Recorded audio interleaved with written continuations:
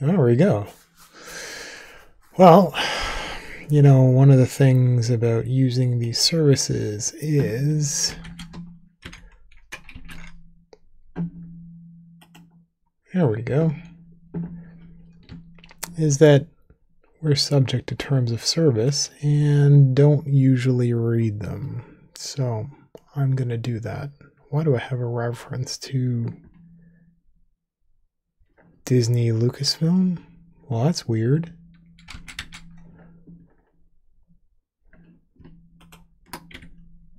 Give me 1 second.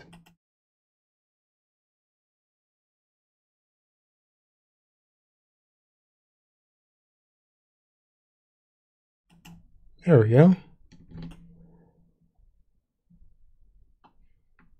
So as dumb as it sounds, I want to actually read the terms of service, and I don't know how useful this is going to be for me, but again, practice live streaming. Community guidelines. Why does it begin with a link? That's a little suspicious. Okay. So it's asking me to begin with community guidelines. Policies and safety. When you use YouTube, you join a community of people from all over the world. That's not what a community is. Every cool new community feature on YouTube, what the heck is a community feature, involves a certain level of trust. What does that mean? Millions of users respect that trust. What does that mean? And we trust you to be responsible too. Who is you? Who's we? And what does responsible mean? Following the guidelines below helps to keep YouTube fun and enjoyable for everyone. Fun and enjoyable. I really doubt that legalese is going to be fun and enjoyable. You might not like everything you see on YouTube. If you think content is inappropriate, use the flagging feature to submit it for review by our YouTube staff. That's not how flagging works. Now I have to read the flagging feature. We rely on YouTube community members to report content they find inappropriate. Reporting content is anonymous, so other users can't tell who made the report. Can YouTube tell who's dogpiling to report somebody? When something is reported, it's not automatically taken down. Reported content is reviewed along the following guidelines. But not rules. Content that violates our community guidelines is removed from YouTube. Where's community guidelines? So that is same page. Okay. Content that may not be appropriate for all younger audiences may be age restricted. How does age restriction work? Sometimes content doesn't violate our policies but may not be appropriate for all audiences. In these cases, our review team will place an age restriction on the video or remove the thumbnail when we're notified of the content. Okay. Not appropriate for all audience could mean this is talking about age. Why is it talking about all audiences now? What if it's inappropriate that it could be any content that somebody has not necessarily a disagreement with, but if I wanted to raise my child, for example, and I had very specific, let's say, religious ideas, and I wanted to, and certain content was not appropriate, there's this concept doesn't make any sense for that. So appropriate's not a good, yeah, appropriate for all audiences is make-believe. Age-restricted videos are not visible to users who are logged out. What? Okay, yeah, I've seen that. Are under 18 years of age, claim to be, or have restricted mode enabled. And that's often a default for televisions. What will result in age restriction? Here are some of the things we consider for age restriction. Vulgar language, whatever that means. Violence and disturbing imagery, nudity and sexually suggestive content, portrayal of harmful or dangerous activities. Now that is a little bit weird. If you believe we made a mistake, you can appeal the age restriction. Not really. Monetization and age restrictions. Okay, so let's start with what is vulgar language. Some language is not appropriate for younger audiences. So this is about age restriction. Use of sexually explicit language or excessive profanity in your video, which is not the same as vulgar language in your video, or associated metadata. So that's like the title and the tags and the description and the date, may lead to the age restriction of your video. Okay. Inactive accounts policy. In general, Okay. In general, users are expected to be active members within the YouTube community. If an account is found to be overly inactive, whatever that means, the account may be reclaimed by YouTube without notice. Reclaimed? What does that mean? Inactivity may be considered as not logging into the site for at least 6 months. Oh boy, have I seen a lot of that. Never having uploaded video content. That's not good, because a person might comment and upvote and then take a vacation. Not actively partaking in watching or commenting on videos or channels, so parking an account. I totally get that. Encouraging terms of service violations. If you post content that encourages other users to violate our terms of service, the content may be removed. Your account may be penalized, whatever that means, and in some cases your account may be terminated. Which cases? Age requirements on Google products. Please refer to the article Age Requirements on Google Accounts to learn about the age requirements for YouTube. But if you have, this is a rabbit hole, age requirements. Below, so now we're talking about Google. Why are we talking about Google now? Okay. So we're talking about 13, service specific, 18, incorrect birth date. Okay. So we know what vulgar language supposedly is: violence and disturbing imagery. Violent or gory content. Okay. Intended to shock or disgust. So if it's not intended to shock or disgust viewers, like if it's news, or content encouraging others to commit violent acts, are not allowed on YouTube. There's a lot of content that talks about punching people for no reason. If you believe anyone is in imminent danger, you should reach out to your local law enforcement agency to report the situation immediately. Okay. If you see content that violates this policy, please report it. Instructions for reporting violations of our community guidelines are available here. Well, there's a rabbit hole.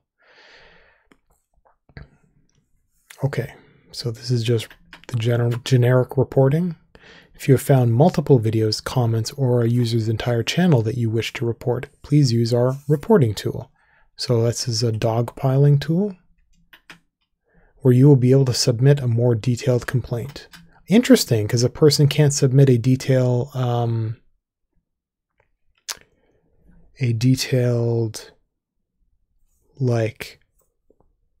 counter to that. What this means for you. If you're posting content, don't post content on YouTube if it fits any of the descriptions noted below. Why have the above if you're noting stuff below? Inciting others to commit violent acts against individuals or a defined group of people. Defined, okay. Fights involving minors, as opposed to like boxing and wrestling and stuff. Footage, audio, or imagery involving road accidents, natural disasters, war aftermath, terrorist attack aftermath, street fights, physical attacks, sexual assaults, immolation, torture, corpses, protests, or riots. Interesting. Robberies, medical procedures, or other such scenarios with the intent to shock or disgust viewers. So we're talking about violent and graphic. Okay, so graphic doesn't include something like what? Breast expression for bottle feeding babies, for example. That's graphic technically, but they're not including that kind of thing. And since that's not intended, according to whom, to shock or disgust viewers. I mean, obviously, it's a mom. Okay, but protests and riots, that's wrong. Well, okay, riots, maybe. Protests, certainly not. A bunch of people sitting around having a peaceful protest, that's violent or graphic. Interesting. Anyhow, footage or imagery showing bodily fluids such as blood or vomit with the intent to shock or disgust viewers. Okay. Content where there is infliction of unnecessary suffering or harm, deliberately causing an animal distress. Necessary suffering or harm? Oof. So, like animal training? Like a zookeeper animal training or something like that, which is like feeding them in order to teach them to play tricks. I would consider suffering, actually. Content where animals are encouraged or coerced to fight by humans. So like dog fighting. Dramatized or fictional footage of anything listed above where the viewer is not provided with enough context to determine that the footage is dramatized or fictional. Please note, this is not a complete list. Give me the complete list. Who decides this?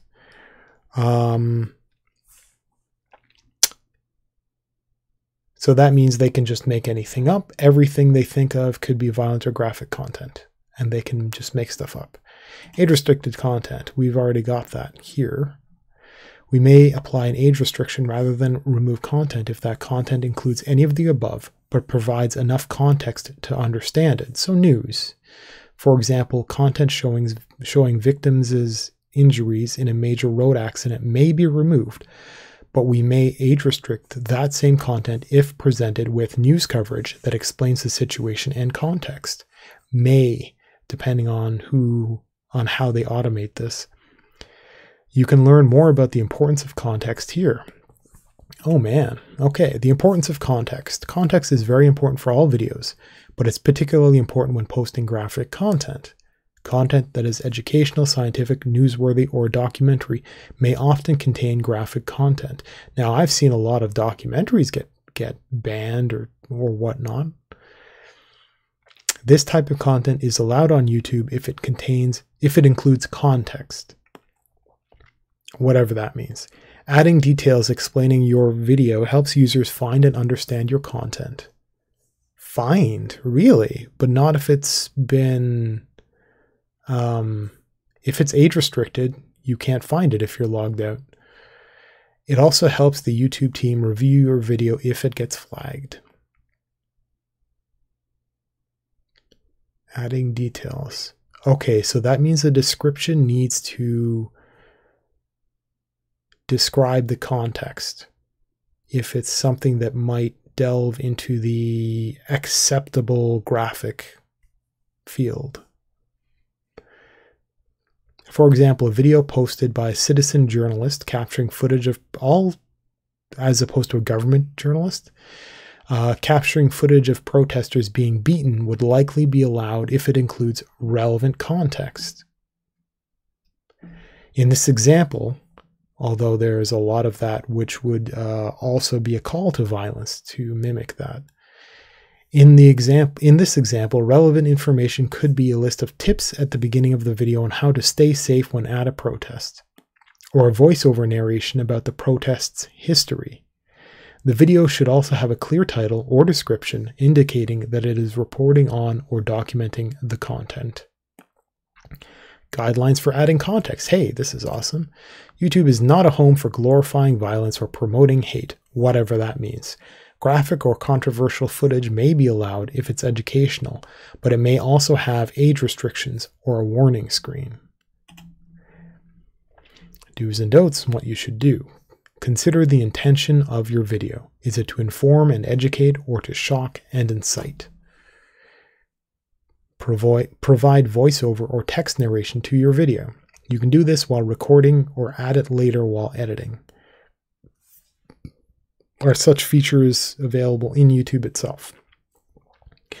Make sure the context can be seen or heard easily by someone watching the video. Okay, so this is so that if you got a video and there's a chunk in there which is graphic, that chunk alone, if a person were to skip through it, that chunk alone on its own, kind of like cherry picking the graphic content, it at the moment of arbitrary cherry picking should have the context cooked in at all times. And this is almost certainly because people send timestamps to YouTube and they review at that particular moment and just go, nope, and cut it through. So, okay, so bottom banner we're looking at. I get it. It's important to add information to the description title as well as in the video content itself. You can learn more about our Context Center Creator Academy, which is, so how many links through are they? Thumbnails, titles, and even comments in chat. We do understand it can be frustrating when an action is taken on one of your videos and you aren't sure why. In this video, we'll walk you through the guidelines so that you have a better understanding of what is and isn't okay on YouTube. So let's get started. First of all, YouTube generally doesn't allow nudity or sexual content, including pornography. But videos that discuss sexuality from an education, documentary, scientific, or artistic perspective. Artistic? If your video fits oh, you can't actually hear this, can you? Call it out clearly in the video and in the metadata so people can better understand the context of the video. Racy videos that might not go against our guidelines. Performance where the costume shows some nudity may get age restricted, but not necessarily taken down. Don't post harmful or dangerous content, so no videos encouraging others, especially kids, to do things that could hurt them, or your videos will be age restricted or removed. But a video that teaches people how to do karate, for example, is okay. Remember, context is important. Next up is no violent or graphic content, please. So gory videos that are shocking or show gratuitous violence are not allowed on YouTube. If you're making news or documentary videos that show violent or graphic content, always provide a description in the video and its metadata to help people understand it's for informational purposes. YouTube does not allow any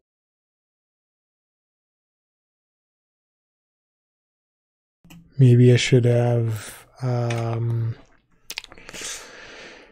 started this from the beginning. Okay, well, I do just want to listen.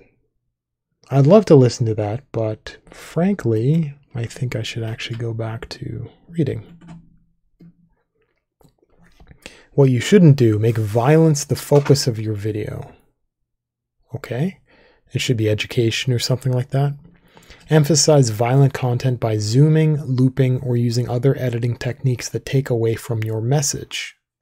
Try to shock or disgust. We've already established that. Use your video to glorify or celebrate. We've already talked about that. Rely on metadata alone to provide context. Okay, that's what I thought.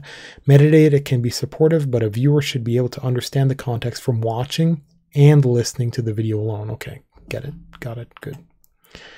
Tips for adding context before and after uploading. How to add context before you upload. Adding context within your video helps us understand background and intent. With violence content or content related to terrorism, violence content, okay, add an introduction, voiceover commentary, or text overlays to provide additional context. It is essential that you add informative or clarifying information within your video before uploading to help our teams understand really. So if it's reported, I guess. And don't rely solely on the video title or description to make your intent clear. Really? Woo, weird. Okay. You should also avoid zooming in or sustained focus on the most graphic sections of the video, as we don't allow gratuitous violence. Okay, so we're looking at zoomed out and text. There are many third-party apps for both programs for both your computer and mobile device that allow you to edit your video, adding text overlays, title screens, and audio tracks. Once edited, you can then save it or export it directly to YouTube. How to add context after you upload. If you are unable to add sufficient context to your initial video upload, you can also add additional context after uploading. That would be cool. This additional context is important, but if your video contains highly sensitive content, you will still need to provide context in the video itself. Okay, provide an informative and relevant title. We established that's not enough. You can pack in a lot of information here, even if you're on the move on a mobile device. Doesn't matter, okay? Avoid using descriptions, titles, tags, and thumbnails that highlight the most provocative or shocking aspects of your video. Oh, what? Okay, so that doesn't make sense. Use YouTube tools to include descriptive information in your video, i.e., who, what, when, where, and why did it occur. What YouTube tools? You're talking about the overlays. Use cards to link to relevant websites such as a related news story or artist statement. And this is just instructions on how to use cards. What? Okay, link to your associated website from videos. Okay. That's not quite right. If your footage is sensitive and requires visual anonymity, check out YouTube's blurring. YouTube has a blurring tool. That is cool. Oh.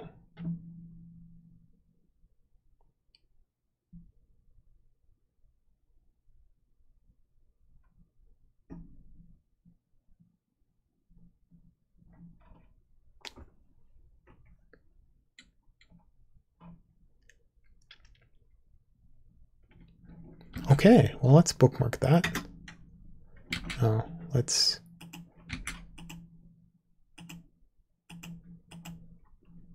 Okay, cool. Okay. Check out organizations like Witness that provide free resources for video activists, trainers, and their allies, whatever that means.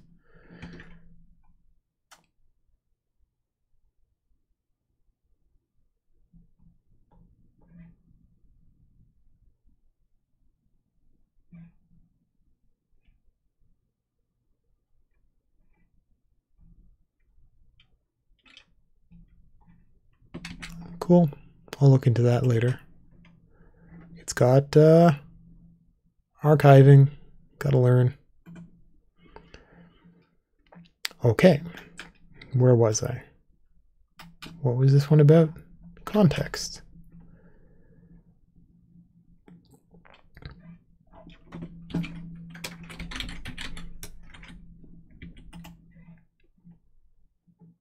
So that was... Okay, so we're on age restriction for graphic or violent. We consider the following when determining whether to age restrict or remove content. Please note this is not a complete list. Okay, so the list is whatever they feel like. Whether violent or gory imagery is the focal point. Got it. Okay, this is a duplicate. Blurred, master, obscured. We've got a tool for that. The amount of time. Okay. Context letting viewers know if it's dramatized or fictional. Okay. If the violence is part of a religious or cultural practice and the viewer is provided with that context. Okay. Videos, descriptions, comments, live streams, and any other YouTube. Okay, got it. Here are some examples of content that is not allowed on YouTube. Encouraging others to go to a particular place to commit violence. Why a particular place? Anywhere to commit violence. To perform violence at a particular time, or to target individuals or groups with violence. Interesting. I've seen that kind of stuff not get removed. Cell phone, dash cam, or closed circuit TV footage showing the injured or killed in a road accident, accompanied by titles such as crazy accident or warning, lots of blood. Well, okay, you do more than that, but that would be allowed. Examples. Actual schoolyard fights between minors. Yeah, we've established that. We may allow content if minors are only play fighting and that is evident to viewers.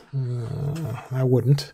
Medical procedure footage where the content focuses in on open wounds and provides no education or explanation to viewers. No problem. Beatings or brawls outside the context of professional or professionally supervised sporting events.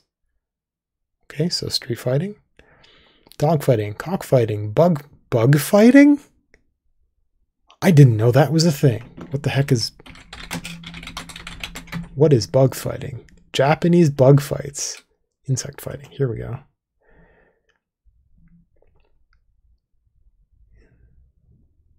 I don't get it. Cricket fighting? Beetle fighting? Why? Who cares? Aww. This is like a tiny coffin. I don't get it. Why would I? Who cares? Okay.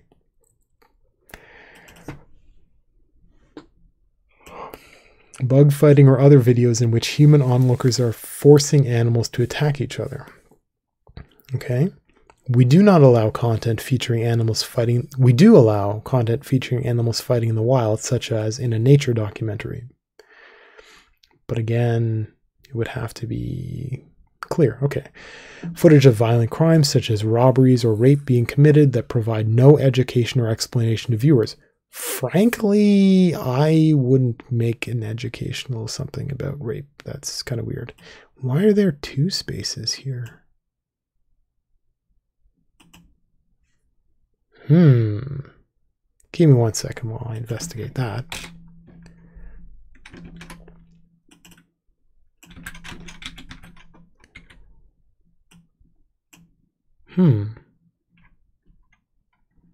Interesting. What happens when content violates this policy? Well, we already know. If your content, we'll remove the content and send you an email to let you know. If this is the first time, you'll get a warning with no penalty. If it's not, we'll issue a strike against your channel. The problem is the warnings don't necessarily elapse, and I don't think anybody says anything about that. Your channel will be terminated if you receive 3 strikes. Do strikes. Okay, so strike system is something that... Yeah, okay. Sometimes first party privacy complaint or court order.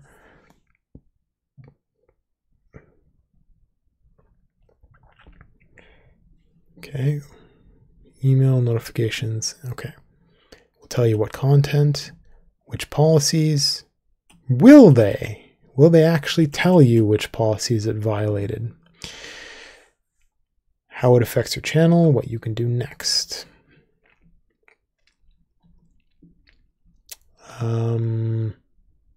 First violation is only a warning. Note that you'll be warned once. The next time your content is found to violate the community guidelines, you will receive a strike. Now, how much time can elapse? So if 5 years ago I received a warning, do I get another warning later, or do I start getting strikes? If you think we made a mistake, you can appeal the warning, which doesn't really work. First strike. This means you won't be able to upload videos, live streams, stories, or create custom thumbnails. How do you upload a story? That sounds cool. Or create custom thumbnails or community posts. What's a community post? Because they removed that feature for 1 week.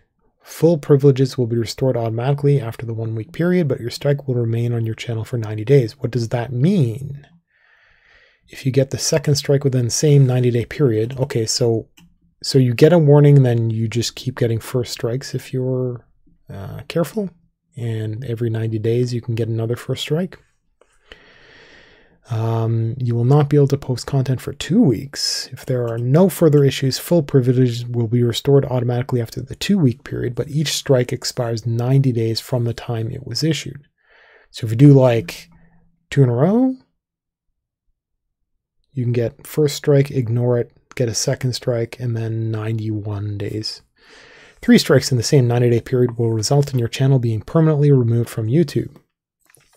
Also note that each strike expires in 90 days from the time it is issued. You already said that. And that deleting the content will not remove your strike.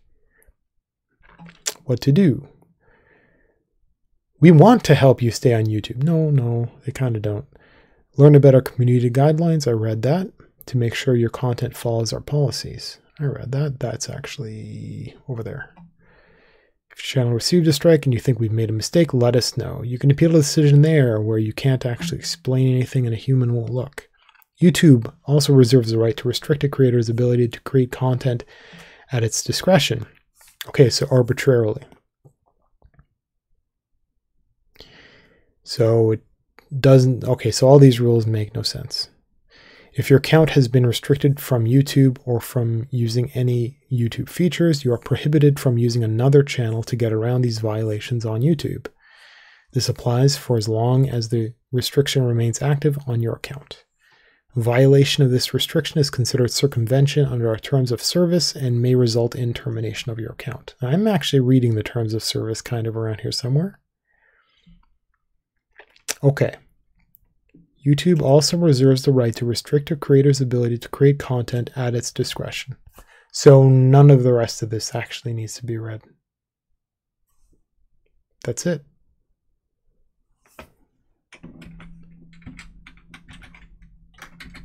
Boop.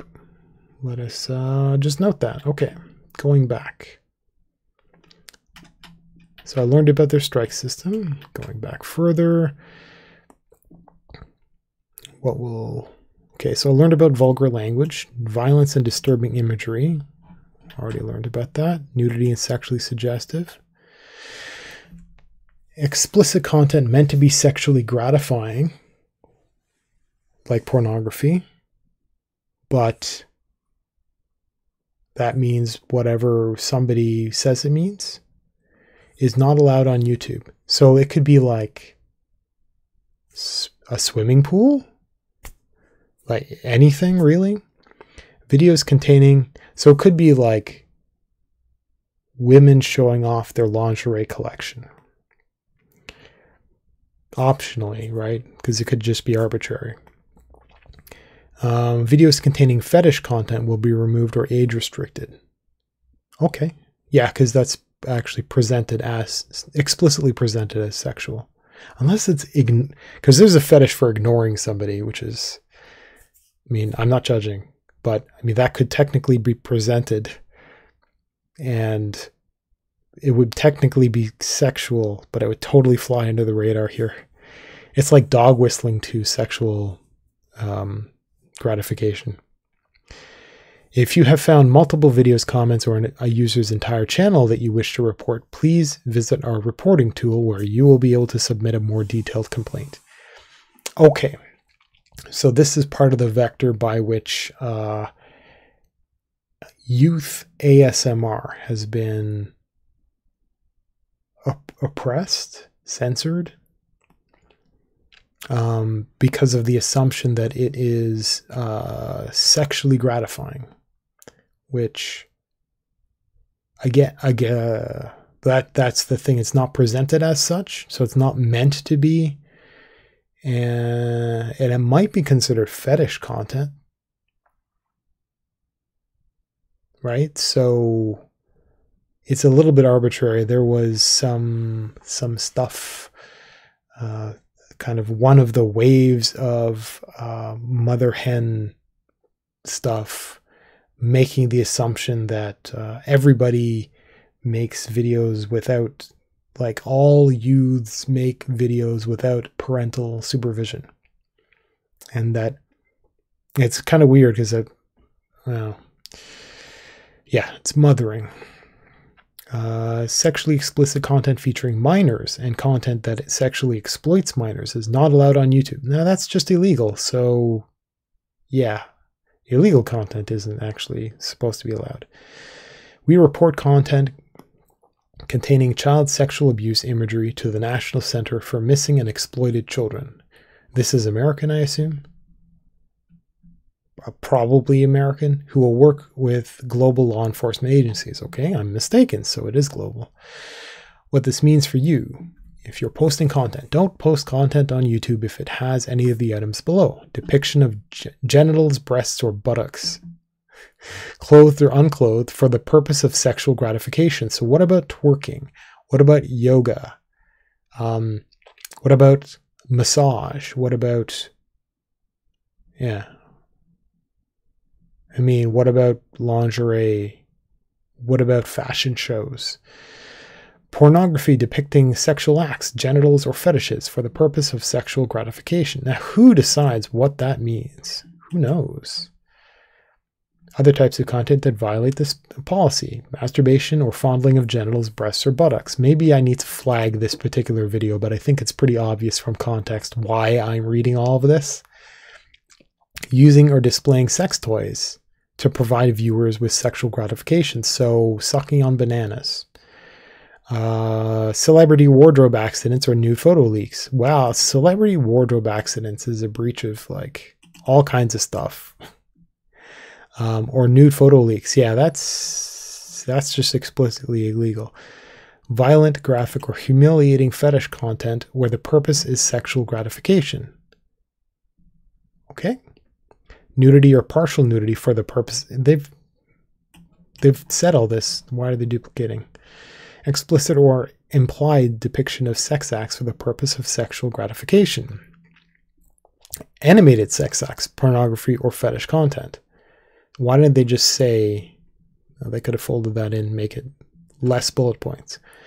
Non-consensual sex acts or unwanted sexualization. You mean the R word. Bestiality or promotion of bestiality. Okay. Promotion. I guess discussion isn't promotion. It's not supposed to be. A lot of people argue that. Incest or promotion of incest. And same thing is discussion, promotion. Aggregating content for the purpose of sexual... Aggregating content for the purpose of sexual... I'm not sure what that means. Any sexual content involving minors. Kind of... Isn't that... Okay, a lot of... This is just badly written. Please note this is not a complete list. Of course it's not. It's arbitrary. We've established that. Age-restricted content. Now, this should just be a duplication, and in fact, this should just be a link to that other article. This is being made overly wordy. We may age restrict if it arbitrarily, if it includes nudity or but doesn't depict anything described above. Nudity or other sexual content. Okay. They ought to always, because it's got nudity and sexual content, should always be age restricted or removed. We consider the following when determining whether to age restrict or remove content. Well, depending on how many people dogpile as a start. Whether breasts, buttocks, or genitals, clothed or unclothed, are the focal point of the video. Zooming in. Whether the subject is depicted in a pose that is intended to sexually arouse a viewer, already talked about sexual gratification. Whether the subject is depicted in a pose that is intended to sexually arouse a viewer, we've already said that. Why are they duplicating things? Whether the language used in the video is graphic or lewd, we've already talked about that. Actions invite sexual activity, such as kissing, provocative dancing, or fondling. The subject's actions in the video. Okay. Invite sexual activity. So snogging, which is like really deep kissing. Whether the clothing, which would be generally unacceptable in public contexts, such as lingerie. Okay. Whether sexual imagery or audio has been blurred, masked, or obscured. Whether same is fleeting or prolonged. Please note this is not a complete list. Right, it's arbitrary. Why is that a bullet point? But that is not. This policy applies to videos, video descriptions, comments, live streams, and any other YouTube product or feature. Please remember, these are just some examples, and don't post content if you think it might violate this policy. Educational content. We allow nudity when the primary purpose is educational, documentary, scientific, or artistic, and it isn't gratuitous. For example, a documentary on breast cancer would be appropriate, but posting clips out of context to sexually gratify from the same documentary is not. Okay? Out of context nudity in indigenous communities, during medical procedures, during childbirth, during artistic performances, or during breastfeeding, okay, I mentioned that, may not meet our documentary exception.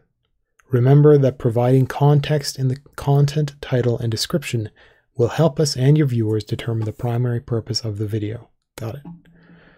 Here are some examples of content that's not allowed on YouTube. Clips extracted from non-pornographic films, shows, or other content in order to isolate sexual content. Okay, so damn, I can't remember the term. Clip shows of, I can't remember. Groping, pantsing. Pantsing is yanking somebody's pants down in public. Ooh, that's illegal. Public masturbation, upskirting, voyeurism, predatory exhibitionism, or any other content that depicts somebody in a sexualized manner without their consent. Why not just talk about American law and then refer to do the Americans actually have that stuff online? Like the complete their laws online? Canada does, and it's actually official.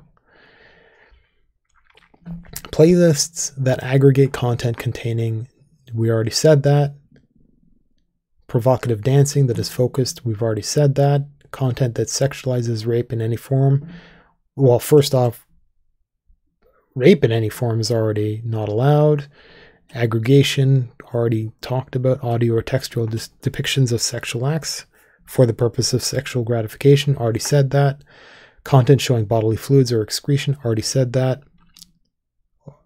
I mean, it doesn't even have to be for the purpose of sexual gratification. It should just be not allowed. Context using otherwise everyday objects or scenarios such as injections or eating for the purpose of sexual gratification. Okay, remember the banana comment. What happens? Okay, we already know that. Okay, so restricted mode, vulgar. So that was, now it's portrayal of harmful or dangerous activities. Content that aims to encourage dangerous or illegal activities that risk serious physical harm or death is not allowed on YouTube. Now, skateboarding, let's say skateboarding on private property. So that's illegal and that's dangerous. And it risks serious physical harm. If you see content that violates this policy, so what about like people playing Pokemon Go on private property? If you see content that's actually even encouraging. If you see content that violates this policy, please report it. Instructions for reporting, etc. If you have found multiple videos, comments, etc. Okay. What this means for you, if you're posting content, do not do instructions to kill or harm. Duh. Why not just say violations of American law?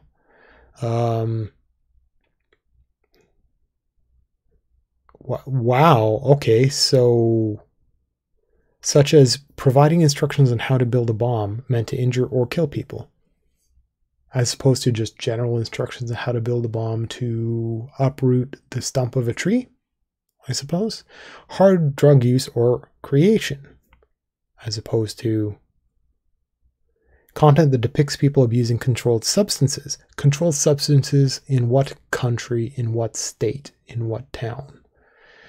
Extremely dangerous challenges. Challenges that pose imminent risk. Now that's the cinnamon challenge was apparently, supposedly, I never looked into it, dangerous because cinnamon is very, very fine. And the cinnamon challenge is taking a spoonful of cinnamon and eating it. I think that's it. I don't think it's held in the mouth or anything like that. Cinnamon is almost always ground extremely fine. It's most effective and flavorful that way.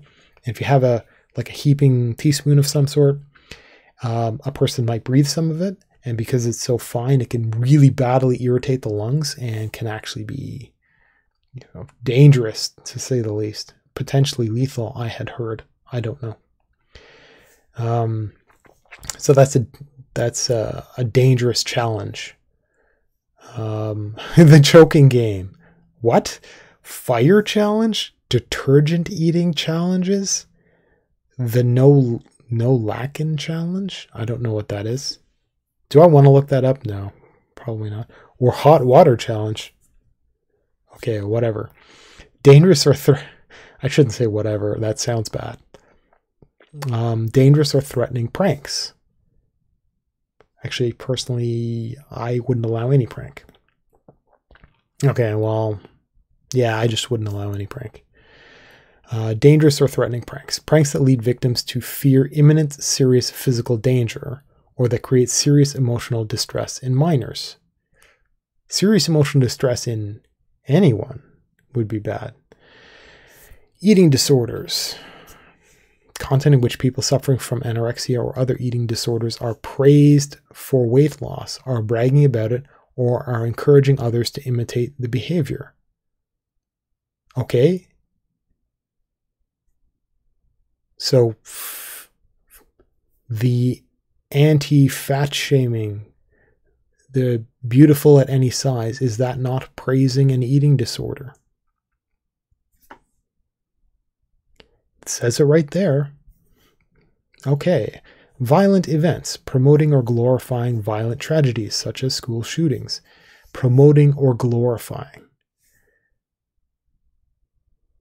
And again, that's a context issue. So people that are talking about it that aren't providing context in every arbitrary clip. Curiously, that there are people that will have videos taken down even if they're talking about such things. Okay, instructional theft.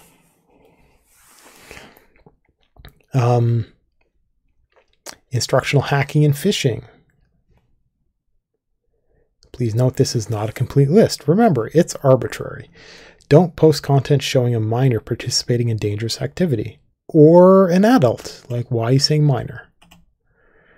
Or encouraging minors to engage in dangerous activities. Or anyone, because we've already established that. Why is there duplicate language here? Never put minors in harmful situations that may lead to injury, including dangerous stunts, dares, or pranks. Harmful situations. Harmful means what? Harmful also means psychological situations. You can learn more about child safety here. Okay, child safety on YouTube. Content that endangers the emotional, hey, told you, and physical well-being of minors is not allowed on YouTube. A minor is defined as a person under the legal age of majority, usually anyone younger than 18 years in most countries. And there was actually, earlier I bumped into something that talked about 13 and stuff like that in some countries. I wouldn't risk it. Under 18 is good. If you see content that violates, etc., report. Duplicate text. What this means for you if you're posting content. Don't post content. Sexualization of minors. Duh. Harmful or dangerous acts involving anybody. Infliction of emotional distress involving anybody. Misleading family content. Content that misleads viewers by appearing to be family content, but contains sexual themes, violence, obscene, or other mature themes not suitable for young audiences. Okay. So that's a person trying to skirt around the adult flagging. Okay, cyberbullying and harassment involving minors, involving anyone. Content that targets individuals for abuse or humiliation. Now that's like call-out videos and criticism videos. Wouldn't that count? Reveals personal information, such as email addresses or bank account numbers. Records someone without their consent. Sexually harass or encourages others to bullying or harassment, which is dogpiling, which happens quite a lot on YouTube without any kind of repercussions. Age restricting content, I've already read up on that. Harmful or dangerous imitations. Okay. Content containing adults participating that could be easily imitated. Skateboarding on private property.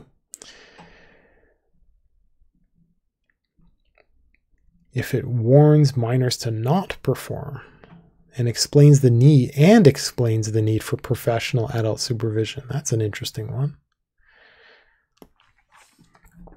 Adult themes in family. I mean, okay. Good parenting. What even is that? Adult themes in family content. We already established that. Vulgar language. We already established that. Applies to everything, of course. Examples. We've already covered that. Showing minors in dangerous activities. Already covered that. More examples. Offering money, praise, likes, or any other incentive to a minor to engage in physical contact with someone else. Interesting. Okay, so like views to kiss your friend, let's say. A video that advertises sexual content featuring minors or abusive content featuring minors. Okay. Predatory behavior involving communications with or about minors. Predatory behavior. I'm not. Okay. Aggregating innocent content of minors for the purpose of sexual gratification. So somebody that makes clip shows of like dance videos or something like that, focusing on whatever the heck for the purposes, whatever that means. Fight or bullying videos featuring kids or anyone. Challenges, pranks, or stunts that pose the risk of physical injury or serious emotional distress, like the cinnamon challenge. You can learn more, etc. Oh, challenges and pranks. Sweet. Oh, okay. Does this actually use the word prank? Okay. Got that already.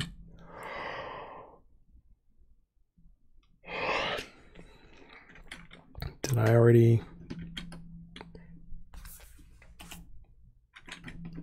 Okay. Encouraging minors to engage in dangerous activities, or anyone, even if there are no minors.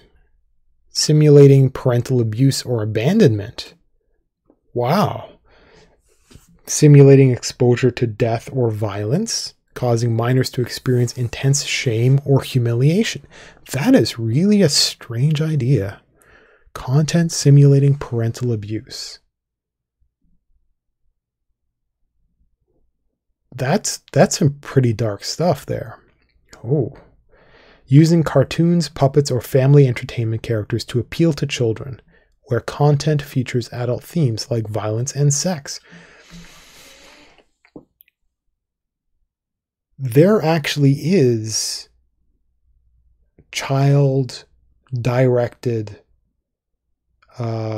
family entertainment stuff that does explicitly talk about sex.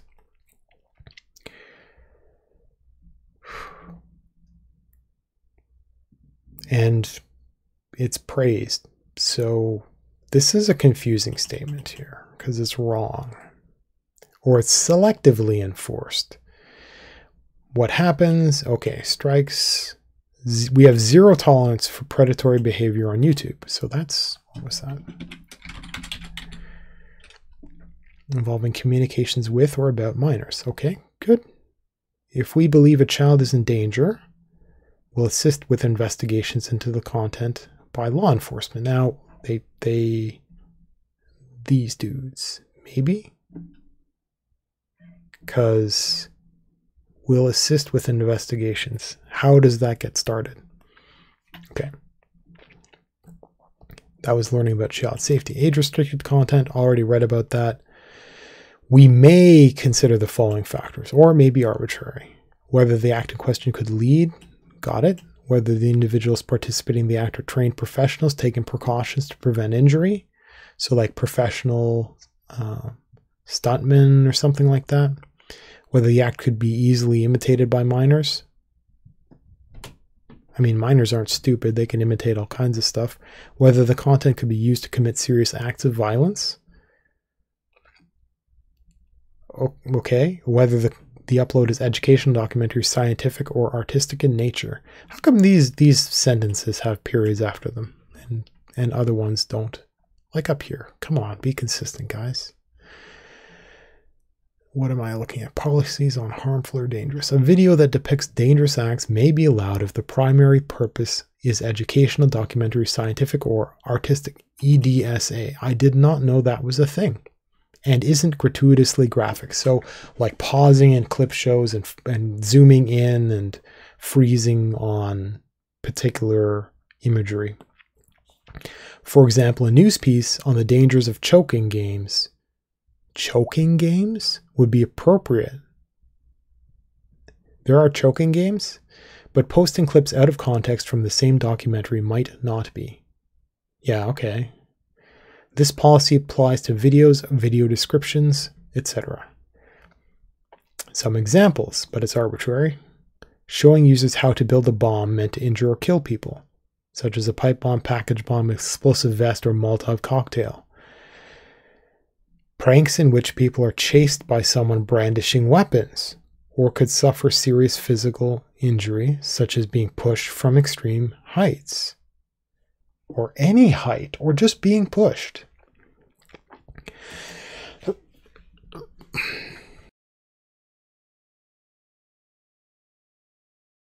Lots of talking, sorry.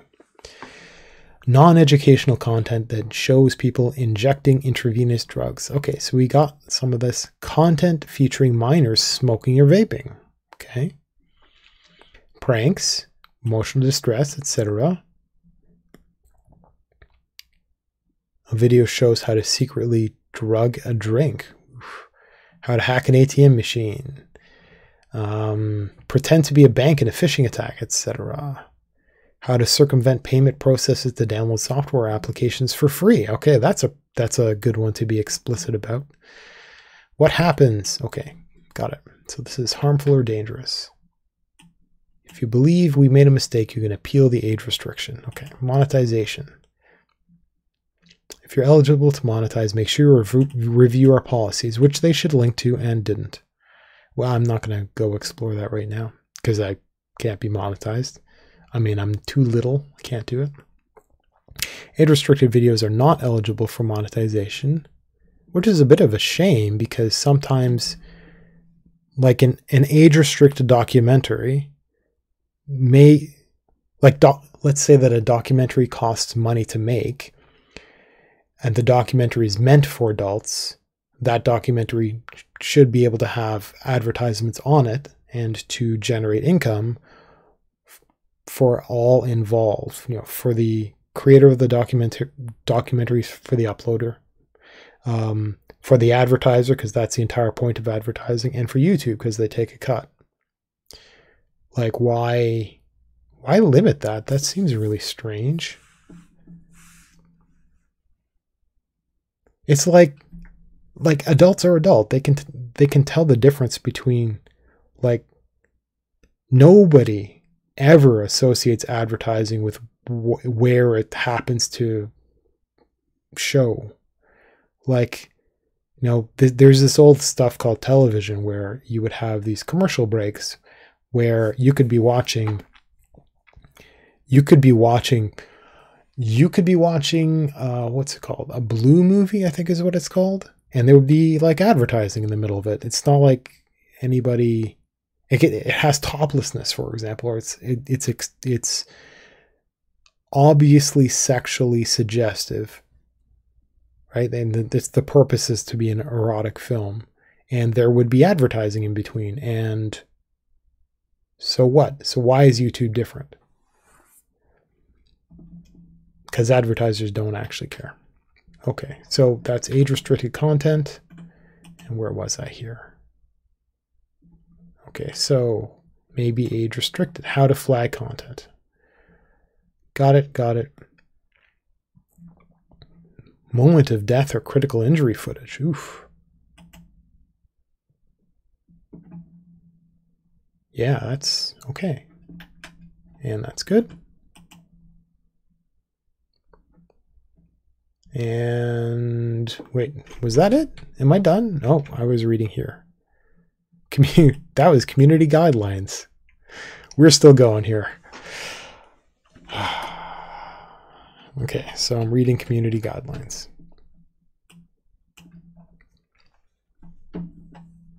Our staff carefully reviews flag content. No, they don't. 24 hours a day, 7 days a week to determine whether there's a violation of our community guidelines. Here's some common sense rules. Please take these rules seriously and take them to heart. I really wish YouTube took them seriously and took them to heart and made things clearer. Don't try to look for loopholes or try to lawyer your way around the guidelines, also called rules lawyering from tabletop role-playing. Just understand them and try to respect the spirit in which they were created. The spirit, whatever that means. Again, they're arbitrary. Pretty much all of these should be pretty obvious. Ooh, animated. Nudity or sexual content. Okay, already read all that. Harmful or dangerous content. Already read all that. Hey, this is working out. Hateful content. Let's read the summary first. Our products are platforms for free expression. Really interesting. But we don't support content that promotes or condones violence against individuals or groups based on race or ethnic origin, religion, disability, gender, age, and nationality, veteran status, or sexual orientation, gender identity, or whose primary purpose is inciting hatred on the base of these core characteristics. What about political affiliation? That's kind of an important one. What about, it's got religion. What about ideology?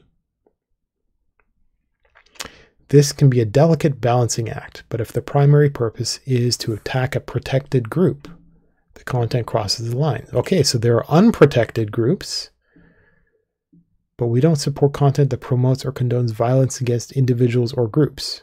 So they can, so if it's violence against individuals or groups based on something else that isn't a protected group, it's okay.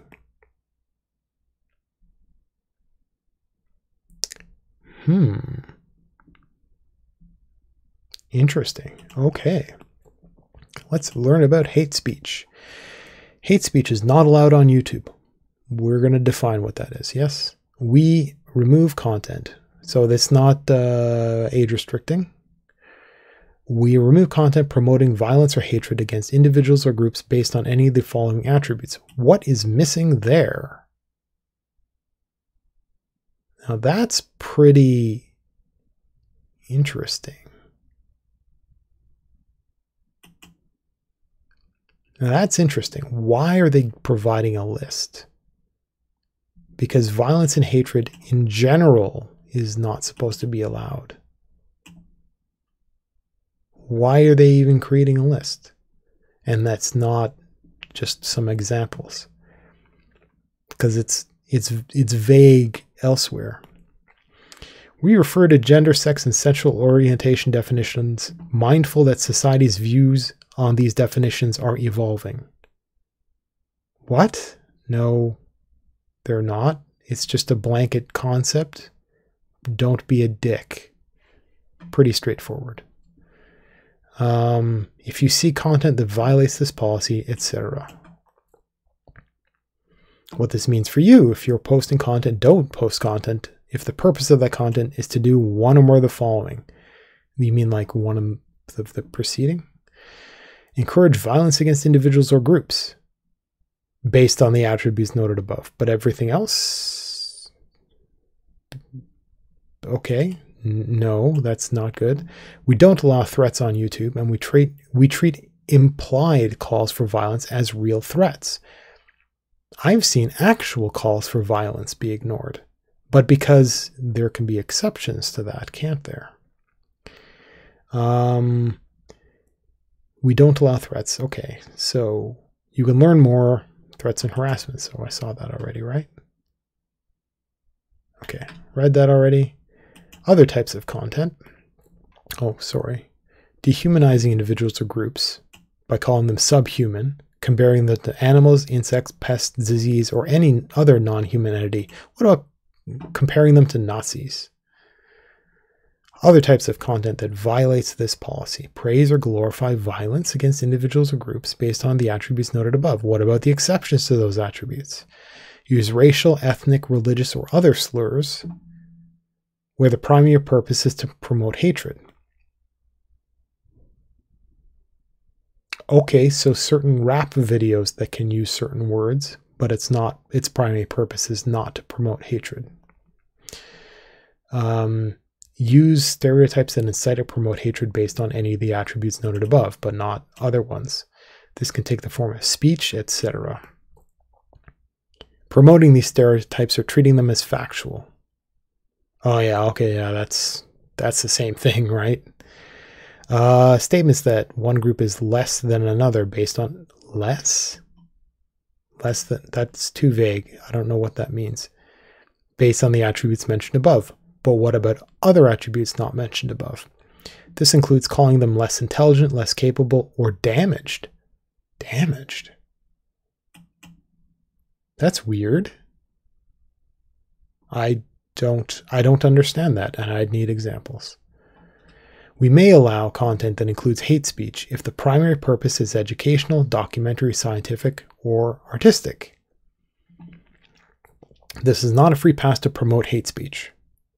Well, yeah, because those aren't promotion. Examples include a documentary about a hate group. Okay. A documentary about the scientific study of humans. A documentary, okay, about how theories have changed over time, even if it includes theories about the inferiority or superiority of specific groups, would be allowed because it's educational, as long as any arbitrary clip within it has clarification. What's the term you used earlier? I forgot. We won't allow a documentary claiming there is scientific evidence today that an individual or group is inferior or subhuman.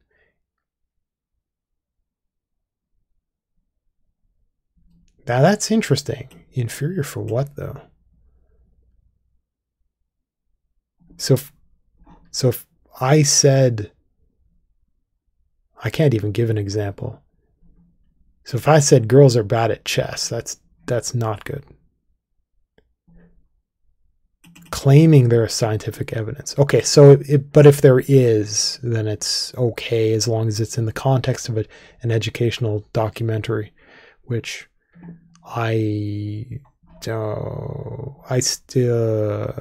that's probably still going to be iffy, which is fascinating because there might be papers that could be cited or something like that. But what's a documentary anyway? We can just say educational content. Educational content that specifically looks at this with actual scientific fact, I've seen removed from YouTube and accounts be banned. So again, it's arbitrary, so that's okay. This policy applies everywhere, obviously. Here are some examples. I'm glad this violent event happened. They got what they deserve, referring to persons with the attributes noted above. Okay, so saying for other people is okay, but there's other rules earlier that I read which are more generic, so which talk about glorifying violence, which this particular page that I'm on now is basically useless because that suspiciously specific list here doesn't need to exist at all. And in fact, it is absent from elsewhere, which is more generic and better. Get out of here and punch a person with attributes noted above. Okay, so punch an old person, punch a person in a wheelchair, which I've seen glorified, punch a ethnicity, so I'm not even going to say, kill all men, Europeans are bad, okay, well, I kind of don't understand race and ethnicity, but whatever. Immigration status, Totally. Religion. Okay, totally. I'm on board. Get out there and punch a... Okay, so... Again, political affiliation, kind of important. What about like hobbies? Like...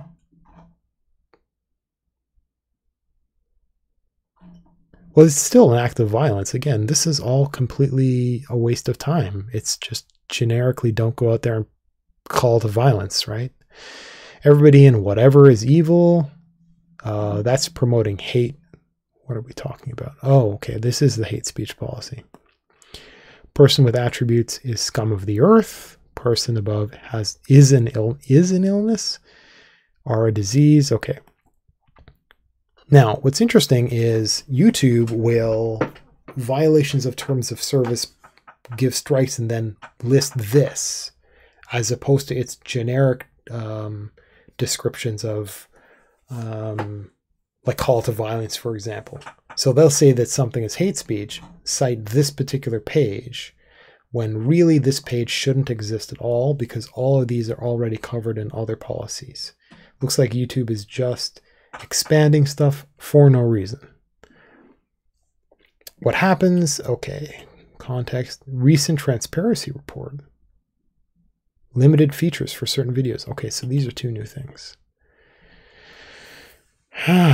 Total channels removed. Oof.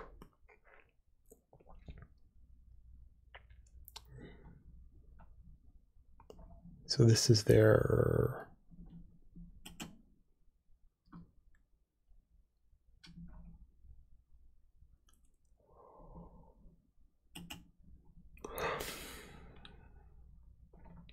The right to be forgotten. That's actually a very old concept.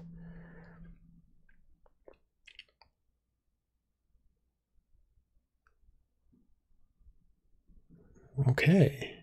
Manually annotate each URL in a request. 3 years.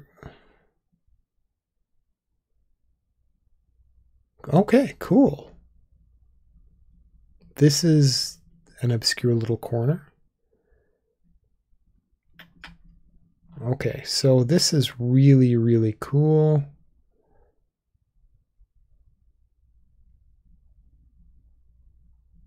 The chart shows the volume of channels removed by YouTube by the reason the channel was removed.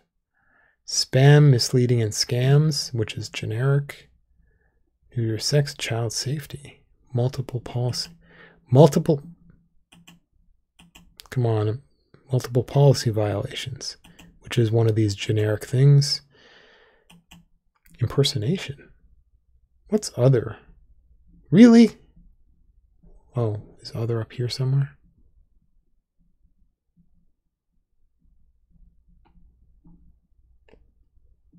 Interesting. Okay.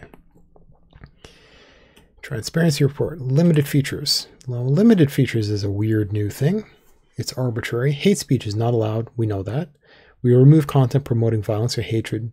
Okay, we know that. Based on certain attributes, we know that. That's ridiculous, though. Doesn't allow content intended to praise, promote, or aid violent criminal organizations. Yeah, okay. That was already covered. Content that doesn't violate our policies, but is close to the removal line and could be offensive to some viewers, may have some features disabled. This may include the following. This is not a complete list, so it's arbitrary. You know, close enough. It's what's the term in golf? Oh, this is how well I know golf. Mulligan. Inflammatory, religious, or supremacist content without a direct call to violence. Inflammatory. Inflammatory to whom? Without a direct call to violence or a primary purpose of promoting hatred. Mulligan, those people don't like it. Okay. Conspiracy theories ascribing evil, corrupt, or malicious intent to individuals or groups based on certain attributes. Which attributes? The ones before? So saying something like X political group is bad because conspiracy theory. But it would be based on other attributes. Videos denying that a well-documented violent event took place. Holocaust denial, that's exactly what that's. Content will remain available, but the watch page will no longer have comments, suggested videos, or likes, and will be placed behind a warning message. So they're just kind of archived, which is weird. These videos are also not eligible for ads. Well, yeah. I assume they're also flagged age inappropriate. It should be, duh. If one of your videos has the features disabled, we will send an email, etc., etc., appeal. Now, it should also mention that the limited state. This limited state is also removes something from being findable in search results, and also removes it from Google as well, because Alphabet Incorporated owns Google and YouTube. And I'm surprised it's not mentioned here, because it's kind of important. Whoa, I just noticed this. Wow, okay, so maybe I should go through that entire thing. That's annoying. Okay, so that's hate speech. Hateful content. Okay, violent or graphic. I already saw that, right? Harassment and cyberbullying. I already saw that, right?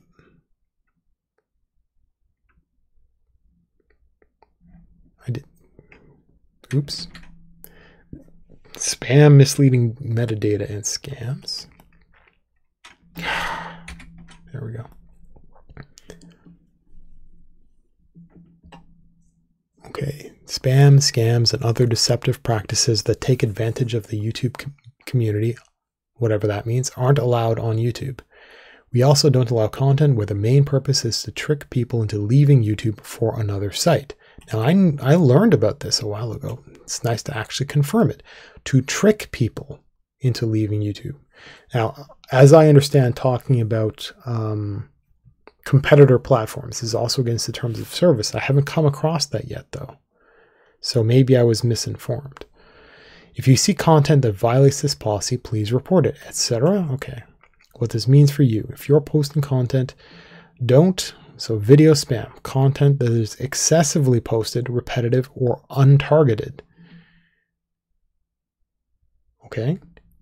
And does one or more of the following. Promises users, but instead directs them off-site. Okay. Gets clicks, views, or traffic off of YouTube by promising, so get rich quick. Sends audiences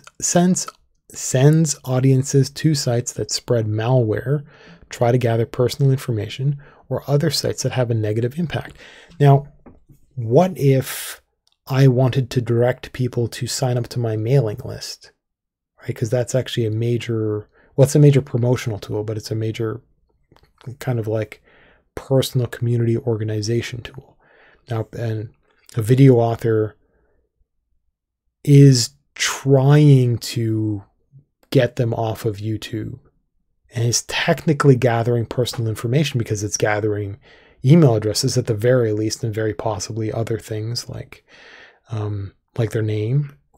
And what if it's something like, oh, the first 500 people that go here can get an X amount of discount code? Technically, that person might, the owner of the store might be gathering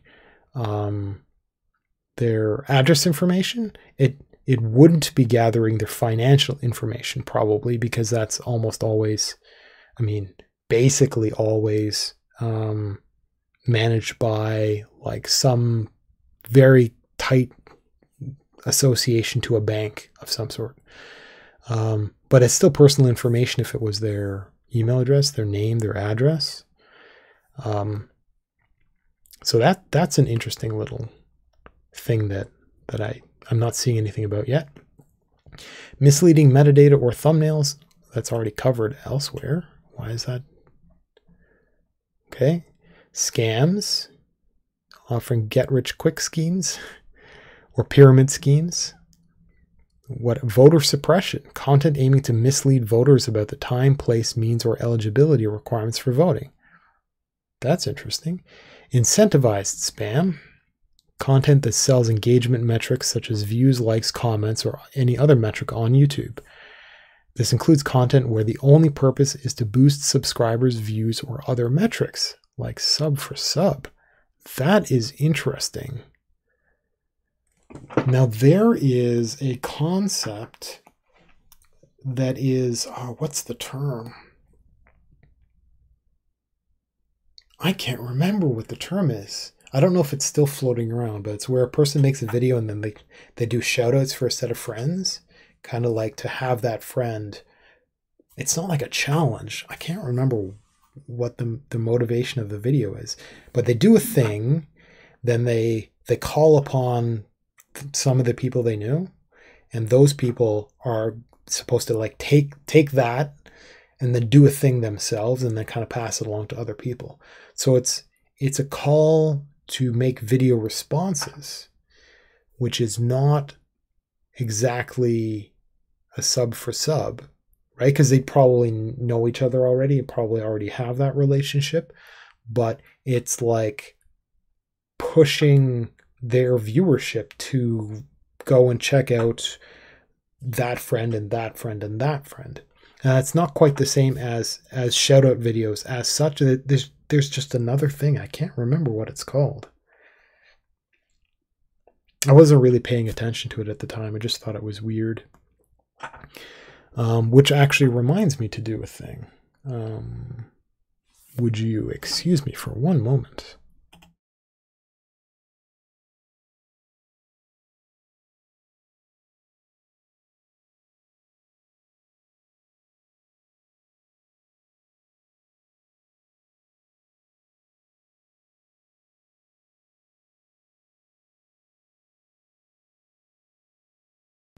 Okay, I'm back, and let me go back here.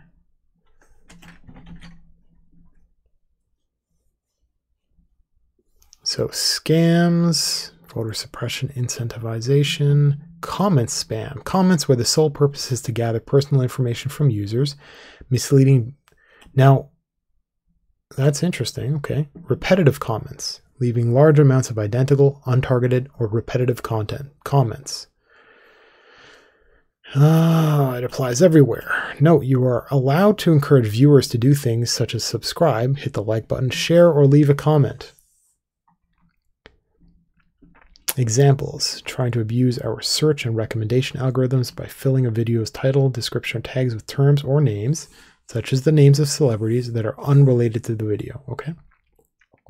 Making exaggerated promises, such as claims that users can get rich quickly or that a miracle treatment can cure chronic illnesses such as cancer. That's the second mistake I've seen. Please remember these are just examples, etc. More examples: posting the same content across one or more channels. I've seen that. Massively uploading content that you scraped from other users. Now, what about another channel that's been removed after the, what was it, 6 months inactivity? But an archivist comes along and has a copy of everything and wants to upload that and isn't trying to monetize it. Let's say they're being honest about it and wants to upload it because there was some exceptional quality to that other material. Let's say, heck, I mean, what would the best circumstance be? That person explicitly states at the end of every single video that is okay, and then they die. And their family comes forward on like the memorial Facebook page and reiterates the wishes of that person that all of that is okay. And then somebody on YouTube reposts, like creates a mirror of all that content. Now that is a massive upload, and that is scraped, but it's okay. Now YouTube wouldn't be okay with that, which is a little odd. Placing excessive tags in the video description. Tag stuffing. Oh, neat. I didn't know that was a thing. Excessive tags, rather than placing them as tags upon upload. In the description. Oh, I have seen that. That is obnoxious stuff, because I read descriptions. trying to get users to install malware or directing them to sites, etc., that might compromise their privacy. Okay? Content that promises users they will see something but instead directs them offsite in order to view. Content that promises users they will see something but instead directs them offsite in order to view. Okay, third mistake. Telling users they can vote through fake methods like texting their vote to a particular number, providing made-up voter eligibility requirements like saying that a particular election is only open to voters over 50 years old. That'd be interesting. Or deliberately telling users an incorrect election date. Like actual voting, political voting, as opposed to, I only want to hear from people, from my subscribers over 50 about this particular thing. So it's political. Content that is auto-generated by computers in order to post it quickly and without regard to quality or user experience. Yeah, okay. Basically using YouTube as a hosting site for a bot. Promising money, products, software, gaming perks for free if users install software, download an app, or perform other tasks. Now, what about giving away Steam keys? Because you have to install the free Steam app in order to get the thing. And that's promising software. I would think that's okay, because it's a well-known, not spyware app, probably. It's got anti-cheat mechanisms which technically have the ability to spy, but let's not talk about that. Okay, so it's a little bit fuzzy. And where was I? Spam, threats. Harassment, cyberbullying, read that. Copyright. Now this isn't. Oh man, is this going to be interesting. Copyright is an important topic for the YouTube community. Below, you can find out how to manage your rights on YouTube and learn more about respecting the rights of others. I don't want to watch a video on it. Holy, okay. Submit a copyright infringement notification. Oh, man. If you're copy. Okay. In many countries, when a person creates an original work that is fixed in a physical medium, they automatically own copyright to the work. This is true. As the copyright owner, they have the exclusive right to use the work. That is not exactly the right way of wording it, but okay. Most of the time, only the copyright owner can say whether somebody else has permission to use the work. It's not exactly true either. What types of work? Audiovisual, such as TV shows, movies, and online videos. Sound recordings and musical compositions. So like a cover. Now, unfortunately, a lot of that stuff gets picked up automatically by YouTube and people get flagged for making a cover or for having a bird call or something like that for 2 seconds of some song. So this is kind of, there's some weirdness here. Written works such as lectures, articles, books, and musical compositions. We already covered musical compositions. Visual works such as paintings, posters, and advertisements. Video games and computer software. Dramatic works such as plays and musicals. Ideas, facts, and processes are not subject to copyright, according to copyright law. So this is international copyright law or what? And that would be a great thing to link to. According to copyright law, in order to be eligible for copyright protection, a work must be creative and it must be fixed in a tangible medium. Okay, but it said a lot of these are not tangible. Names and titles are not by themselves subject to copyright. Now, can I copyright my genetics? Because it's physical and it's kind of software. Well, how would I put that on YouTube? So who cares? Doesn't apply. Can I use a copyrighted work without infringing? It's possible to use a copyright protected work without infringing on the owner's copyright, either through fair use, or getting permission to use someone else's content in your video.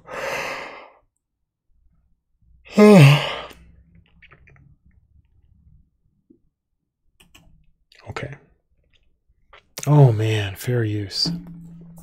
Fair use is a legal doctrine that says you can reuse copyright protected material under certain circumstances without getting permission from the copyright owner. Check out the videos below for helpful examples of fair use.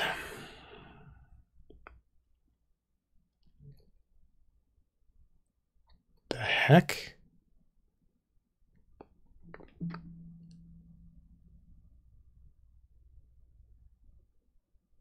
Okay, so they decided to give a political example. That's a little weird. The 4 factors. Man, different countries have different rules about when it's okay to use material without the copyright owner's permission. For example, in the United States, YouTube is in the United States. For example, in the United States, works of commentary, criticism, research, teaching, or news reporting might be considered fair use. Some other countries have a similar idea called fair dealing that may work differently. It'd be great to get a complete list. Good luck. Still doable. Courts analyze potential fair uses according to the facts of each specific case. Courts, yeah. You'll probably want to get legal advice from an expert before uploading videos that contain copyright protected material. That's not actually possible by the vast number of users. So what? Okay. Courts, okay. Wow, the 4 factors. In the United States, fair use is determined by a judge who analyzes how each of the 4 factors of fair use applies to a specific case. So YouTube is already washing their hands of whatever responsibility. The purpose and character of the use, including whether such use is of commercial nature, like if you're monetized, or is for nonprofit educational purposes. Now remember, it has to be an arbitrary cherry picking that has to be immediately identifiable as being for educational purposes. Courts typically focus on whether the use is transformative, that is, whether it adds new expression or meaning to the original, whether it merely copies from the original. That's a bit difficult. Commercial uses are less likely to be considered fair, though it's possible to monetize a video and still take advantage of the fair use defense. The nature of the copyrighted work, using material from primarily factual sources, is more likely to be fair than using purely fictional works.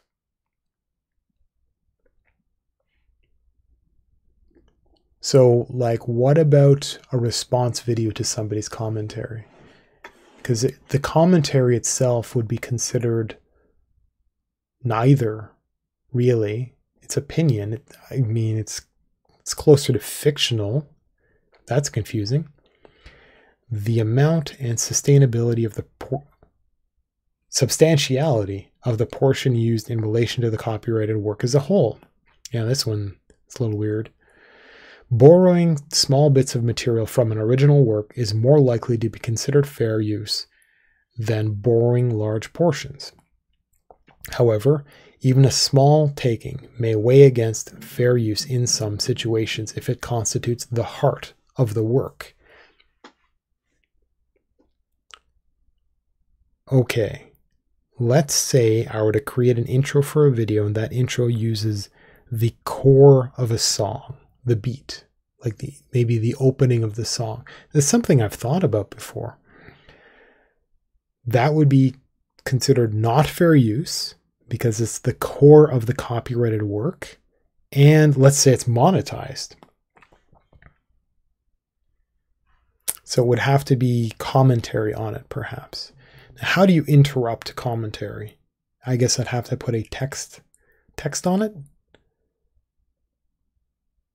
Okay, doable. I think I can work around that. I think because I've been thinking about doing commentary on songs, and that's just like a minefield.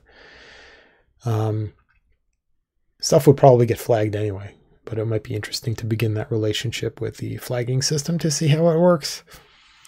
The effect of the use upon the potential market for or value of the copyrighted work. Actually, I'm going to make a quick note of that as well. One moment.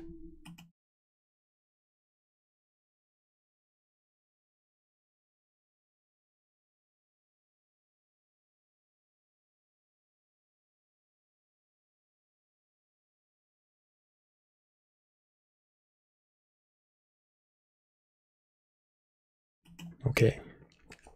Okay, I'm good.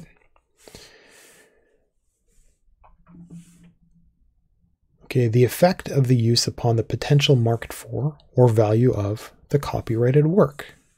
That is interesting. Okay. Okay. So you're like deflating. Uses that harm the copyright owner's ability to profit from his or her original work are less likely to be fair uses. Now, because a lot of those things could be considered a direct attack on the copyright owner. So, for example, if I were to create a parody using somebody's copyrighted work, they can make an argument that I'm doing harm, which is a reasonable way for, I mean, that's an unsurprising way for a large copyright holder with big expensive lawyers to go and just crush somebody creating parodies of their stuff. Courts have sometimes made an exception under this factor in cases involving parodies, because parodies is one of the most important things. Because parody comedy is one of the tools used to highlight major social problems. So if, I can't give an example offhand though, but this is from comedians and from quite a lot of commentary on oppression and how it targets comedians. Fair use myths. Cool. There is some misinformation out there that might lead you to believe fair use automatically applies if you say a few magic words. Yeah, I know about this one. There is actually no silver bullet that will guarantee you are protected by fair use when you use copyrighted material you don't own. I've actually seen this, and it's nice that this is actually quite prominently listed by YouTube. Courts will consider all four of the factors described above and weigh them on a case-by-case basis. This is American courts. Here are some common myths. If I give credit to the original owner, my use is automatically fair use. Yeah, that's definitely false. Transformativeness is usually a key in the fair use analysis.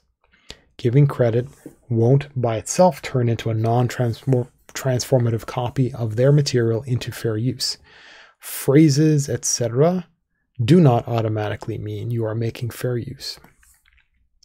And they definitely don't mean you have permission. Myth 2, if I post a disclaimer, my use is fair use. That's the exact same above.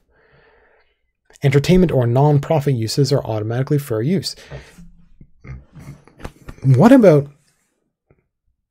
if I'm actually reposting as a way of spreading awareness, and I don't have permission, and it's like somebody's commentary video and I'm reposting it? Mirroring, let's say. Mirroring for awareness. Technically, that's a breach of copyright. But it would be a breach of copyright by a third party who would look at that situation. So for example, a person who does the mirroring gets dogpiled and flagged. YouTube steps in, goes, this is just a duplicate of that other video over there. There's no context provided. They nuke the video. Now, what happened was, it is a breach of copyright. And you can argue, there's an argument that it's actually, it's an effective use on the potential market for the other, because it's a duplicate, and technically the eyeballs could have been eyeballs that go to the original video. Could have been. So if it was a big channel that was mirroring a little channel, technically speaking, it's promotion, and technically speaking, it's not going to be transformative enough. It might have the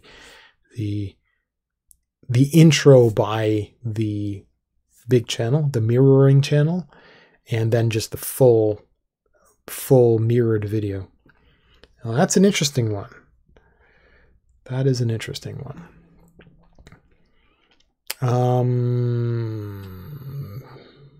if I add any original material I created to somebody else's copyrighted, okay, so like prepending that video, my use is fair use.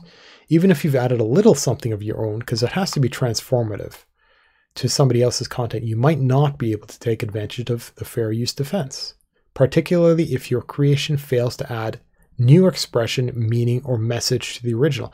There was a weird one where this one guy took pictures from Instagram, was it? And then printed them out, framed them, and gave them titles. And it was considered, I mean, that's a scummy thing to do. And it ended up being okay, which I don't, that's absolutely preposterous. I can't imagine that isn't a breach of, man, that is just nasty. And he was selling it too. Fair use protection, it's arbitrary. YouTube receives lots of takedown requests. They're actually weaponized under copyright law, asking us to remove videos that copyright owners say are, that people who claim they are copyright owners claim they're infringing. And that's an interesting part too. Sometimes those requests target videos that seem like clear examples of fair use. Courts have held that rights holders must consider fair use before they send a copyright takedown notice. So in many cases, though it's a very small percentage of copyright takedowns overall, we ask rights holders to confirm they've done this analysis. So basically anybody can just arbitrarily come in and use a weaponized takedown. Now the thing is, YouTube is immune, and I've actually can't even remember where. It was pretty recent, but I can't remember the details. YouTube is immune from the consequences of having somebody else upload copyright protected stuff. So they can be completely relaxed about it. They don't have to be as paranoid as they are here. So basically, anybody can go to anybody's stuff, claim copyright, it gets taken down. YouTube doesn't have to care. In some very special cases, we've asked the video's creator to join a new effort that protects some of the very best examples of fair use on YouTube from copyright takedown requests. To give them what? Immunity? Through this initiative, YouTube indemnifies creators whose fair use videos have been subject to takedown notices for up to $1 million of legal costs in the event the takedown results in a lawsuit for copyright infringement. This ensures those creators have a chance to protect their work, kinda, and makes the entire creative world better by educating people on both the importance and limits of fair use doctrine.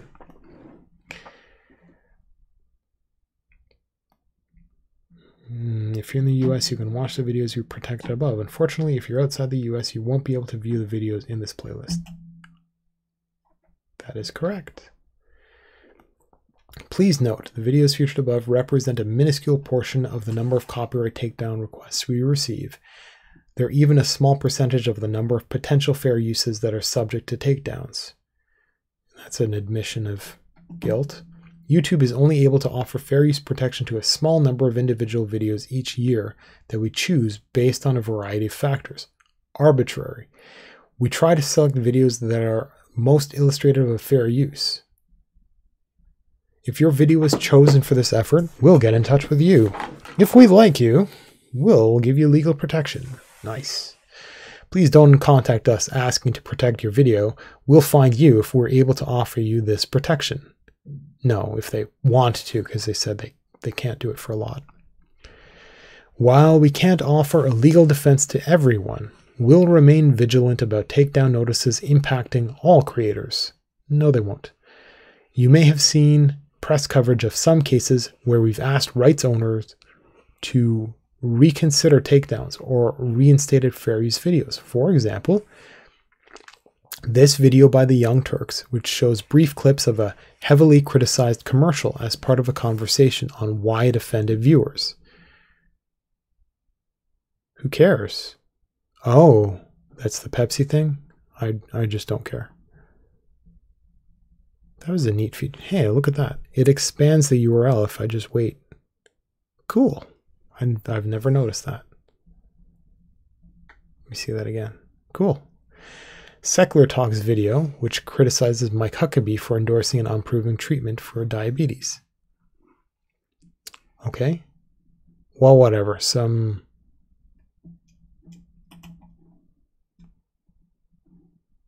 Center for Media and Social Impacts, Code of Best Practices, the Digital Media Law Project, U.S. Copyright Offices. Okay, so I'm going to bookmark these. Can I not bookmark these? Can I not right-click and bookmark? I cannot. Well, that's dumb.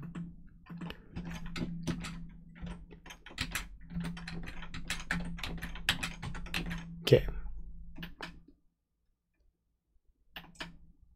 Copyright myths, copyright for fact. Wait, am I missing anything? Nope. Okay. Did I miss anything? Okay. Getting permission. Getting permission.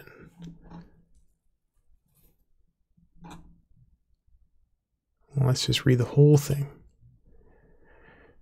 Okay, fair use, 4 factors. We know about that. What is the public domain? Works eventually lose their copyright protection. No, not really. And are said to fall into the public domain, making them free for everyone to use. It typically takes many years, many decades. What is it, like 1700s for the United States now?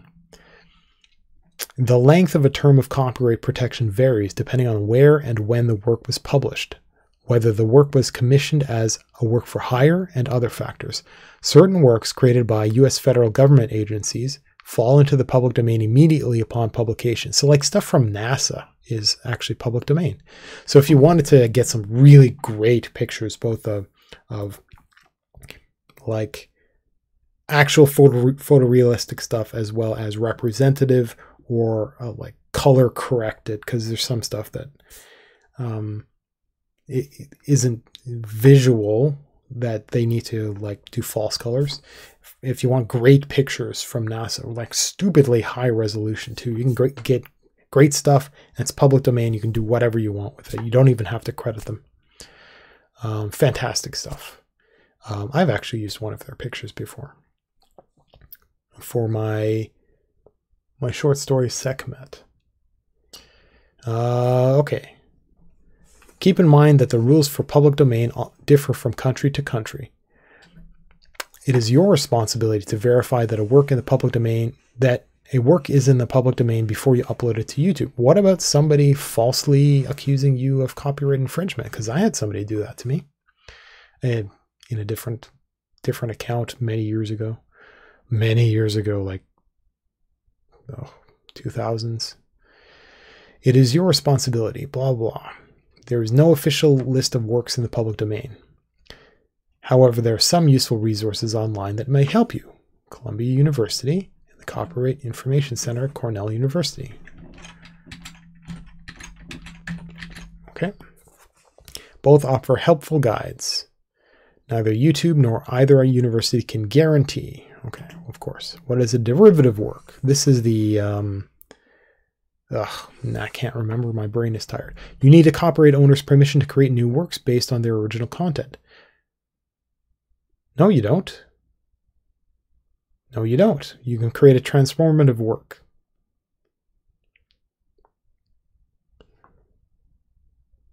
No, you don't, because you can make covers. This is just wrong. Derivative works may include fan fiction, sequels, translations, spin-offs, adaptations, etc. No, you don't. You don't need permission to create a fan fiction. That's absolutely preposterous. You'll probably want to get legal advice from an expert before uploading videos that are based on the characters, storylines, and other elements of copyright protected material. I mean, the argument would be that let's say a fan fiction is damaging to the copyright owner. I mean, bad fan fiction, but no, that is incorrect. That is technically incorrect. Where can I find more information? European Commission's website. Okay. World Intellectual Property Organization. That's interesting. Cool.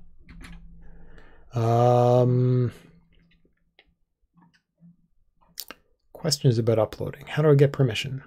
If you plan to include copyright protected material, you'll generally need to seek permission to do so first. No, you won't, because it said earlier that I don't have to. YouTube cannot grant you these rights, and we are unable to assist you in finding and contacting the parties who may be able to grant them to you.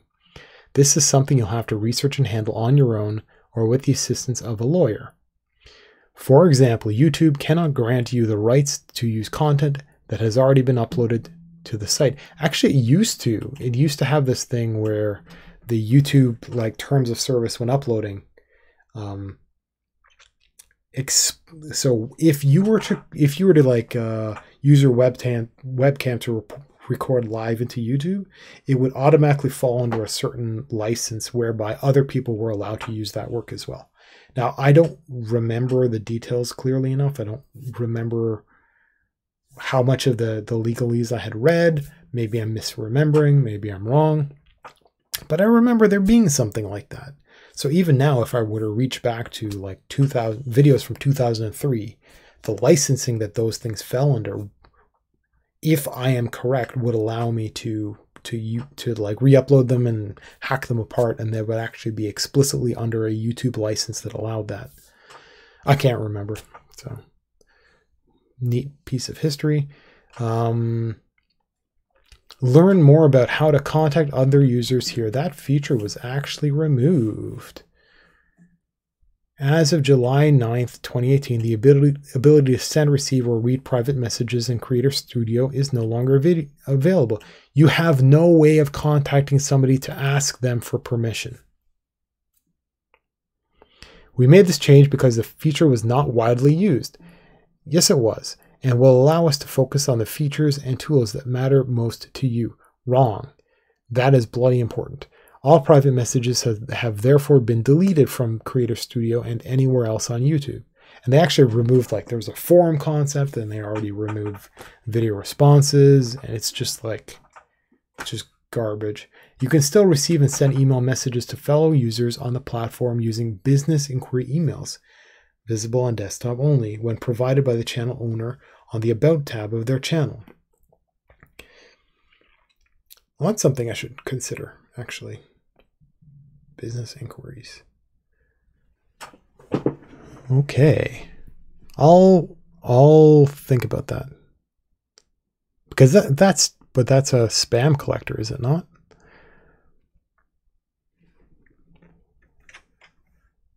You're also able to connect friends on YouTube using messages. That's a little weird. For inquiries related to copyright and rights management, wasn't I just there? Oh man. Okay, tell you what, I'm going to bookmark that, and I'm not going to go anywhere near that right now. However, we do offer features aimed at helping you discover what material you can incorporate into your video. Okay, an easy way to find background music. That's cool. I'm going to bookmark that. I'm not going to bookmark that. Okay, well, I'm going to bookmark that in a browser that actually lets me do that, because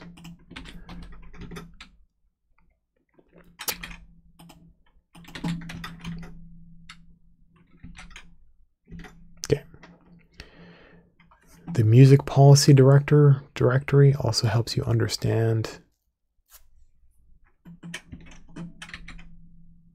Come on, guys.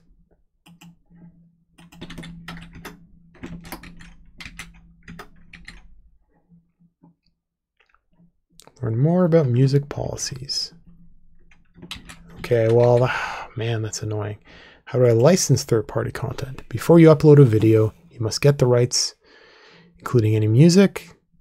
First, reach out to the copyright owners, but they're not going to say how. Then look at the license. You can use, okay, their free music and sound effects. Ooh. If you perform a cover song, which you're not allowed because it's said here that I'm not allowed, you may need additional licenses. Right. So if you like karaoke, why was the content I have permission to use removed or blocked? If you cleared the rights to use copyrighted protected material in your video, you may want to alert the original copyright owner of your video's title and URL on YouTube to avoid a mistaken removal or block, but YouTube does it automatically. It's annoying. If your video was removed by a copyright takedown in error, okay, submit a counter notification, which is fun stuff, which again, I'd have to read. I can dispute it. However, before I can ask a few questions. Am I the copyright owner? Do I have permission? So if I do have permission and YouTube automatically does it because they can do that,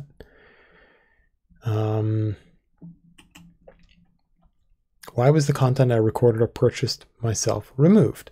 Just because I purchased doesn't mean I own the rights, but sometimes you do. Even if you give the copyright owner credit, we've already established that. Additionally, just because you recorded something yourself does not always mean you own all rights to upload it to YouTube. Okay. Yeah, okay, I get it. If what you recorded includes someone else's copyrighted content, such as copyrighted music playing in the background or a logo on your hat, then you would still need permission from the appropriate rights owners. Why did YouTube let an abusive claimant remove my video? YouTube takes action to address cases of abuse and misuse in our copyright takedown processes. Really? While we cannot comment on specific cases or our processes, so it's arbitrary, we do look into abuse of our copyright tools and processes. No, they don't. And have a zero tolerance policy for claimants we've deemed abusive. No, they don't. Misuse of the copyright process for both takedowns and counter notifications can result in termination of an account. Can, but doesn't. Can I request the removal of an entire channel or playlist? No, I can't. Well, I just have to flag every single one after the other. You are required to identify and any allegedly infringing content by its video URL. You can submit a takedown request by signing into YouTube, okay? Why did YouTube ask for more information regarding my copyright request? Copyright takedowns are formal legal requests that require specific elements in order to be complete and actionable and can be completely faked. When we receive an incomplete or otherwise invalid copyright request, be it a takedown notification or counter notification, we respond to the sender asking for more information that will help complete their request. Do they now? What about fakes? If you receive a response like this following your submission of a copyright request, it is important to review it carefully and respond accordingly. In most cases, we won't be able to take action on your request until you do so. Well, yeah. Why do I have to provide all my information each time I submit a new copyright complaint? In accordance with copyright law, okay, well, yeah. The easiest way is to use the copyright complaint web form. For copyright owners with ongoing rights management needs, we accept applications to YouTube's content verification program and content ID. I notified YouTube of a video that infringed my copyright and it was removed. Why did I receive an email saying it may be reinstated to the site? We have likely received a counter notification regarding your removal request. The video will be reinstated unless you submit evidence that you filed a court action against the user seeking to restrain the allegedly infringing activity. Oh man, that's harsh. So if you're a little guy, you just can't do it. If we don't receive that notice from you within, so if submit evidence that you have filed. Oh man, so you actually have to, so a little guy is just screwed if somebody wants to, if a bunch of people all want to steal their stuff. Because you have to submit court actions for every single one. Right, great. If we don't receive that notice from you within 10 days, every single one has to be 10 days, we may reinstate the material to YouTube. May, it's arbitrary. How can I report videos that provide passwords or key generators that allow unauthorized access to my copyrighted works?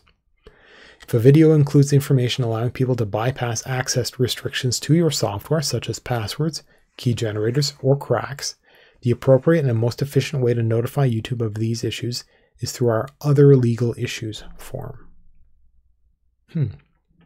How do I remove a copy of my video from another website? If you find your YouTube video on another website without your permission, you'll have to follow their process for requesting the removal of the video. YouTube cannot do this for you. Unless it's, what if it's embedded? Most sites that permit users to upload videos rely on the DMCA safe harbor, which means that when they receive a complete and valid copyright takedown notice, no, not really, from a content owner, they should comply and remove the content. There are some exceptions, but if you are certain that the copy of your work isn't protected under fair use, you can request the removal of the copy. Please look at the requirements of a DMCA to understand what you'll need to include in your copyright takedown notice. Okay.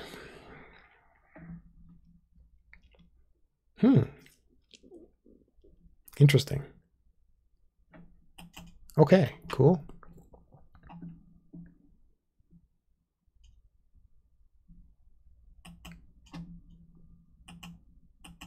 Miss 7, it's fine to just have a few seconds of copyrighted content. Wow. Okay, so this is the few seconds of music problem.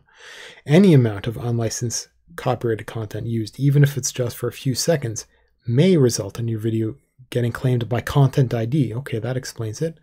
Or taken down by the copyright owner. You can argue fair use, but you should understand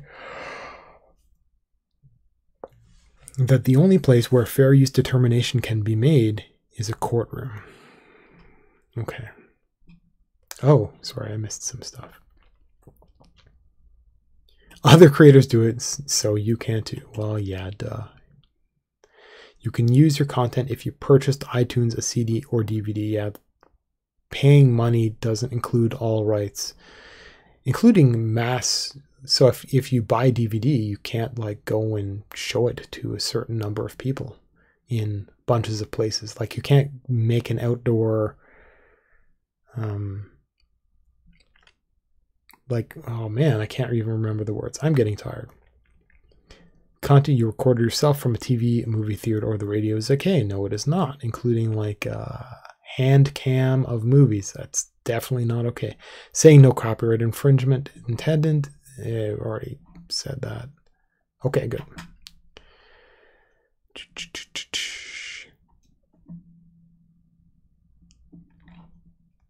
Okay, I think I'm done with that. Okay, so maybe that's something for later review. That was copyright privacy.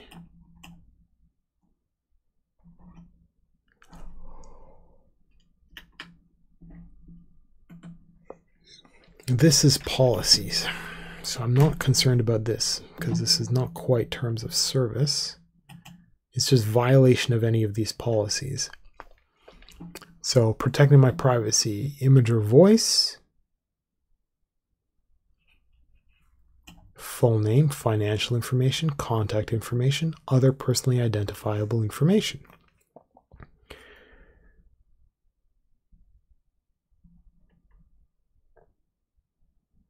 I'm confused. So if somebody is making something under fair use, then the copyrighted material that's being used fairly, the owner of the copyright could make a privacy argument. We consider public interest, newsworthiness, and consent as factors in our final decision. Consent. So if they're using a copyrighted video and the copyright owner has their face, has their image and voice, and that's being used, this is not clear enough. Tips, think carefully. Duh. This includes the town you live in, where you go to school, and your home address. Protect my account data. Get permission first. Visit. Okay.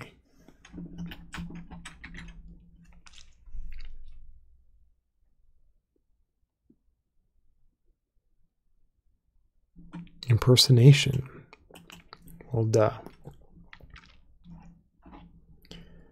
Content intended to impersonate is not allowed. Duh. Fine posting. Okay, it's a channel that copies another channel's profile, background, or overall look and feel in such a way that makes it look like somebody else's channel. Content intended to look like someone else is posting it. Okay. Content or a channel that imitates someone's real name, username, image, or other personal information to deceive people into thinking they are someone else on YouTube. So if like I make PewDiePie, PewDiePie's or something like that, and I make it all look kind of the same, and then I upload transformative works and pretend to be him, that's not allowed. It applies to everything. Yeah, okay, so channels with the same name with a minor variation, matching a description, so no copy pasta, setting up a channel name, setting a channel using the name and image of a person. Unless it's a parody account, I mean, I guess it has to be obvious. Okay. Child safety, I think I've already seen this. I've seen that. Additional policies. Oh man. Vulgar language. Why is this all here? This is duplication. Some language is not appropriate for younger audiences. Okay, profanity. So whatever, already talked about that. Inactive accounts, already talked about that. Encouraging, have I already read this page? Okay, I think I have. Okay, good. Awesome, man. That's all the prerequisites for the community guidelines. Now let's read the actual terms of service. How long have I been actually at this? Oh man, this is ridiculous. You know, hang on one second. Uno momento.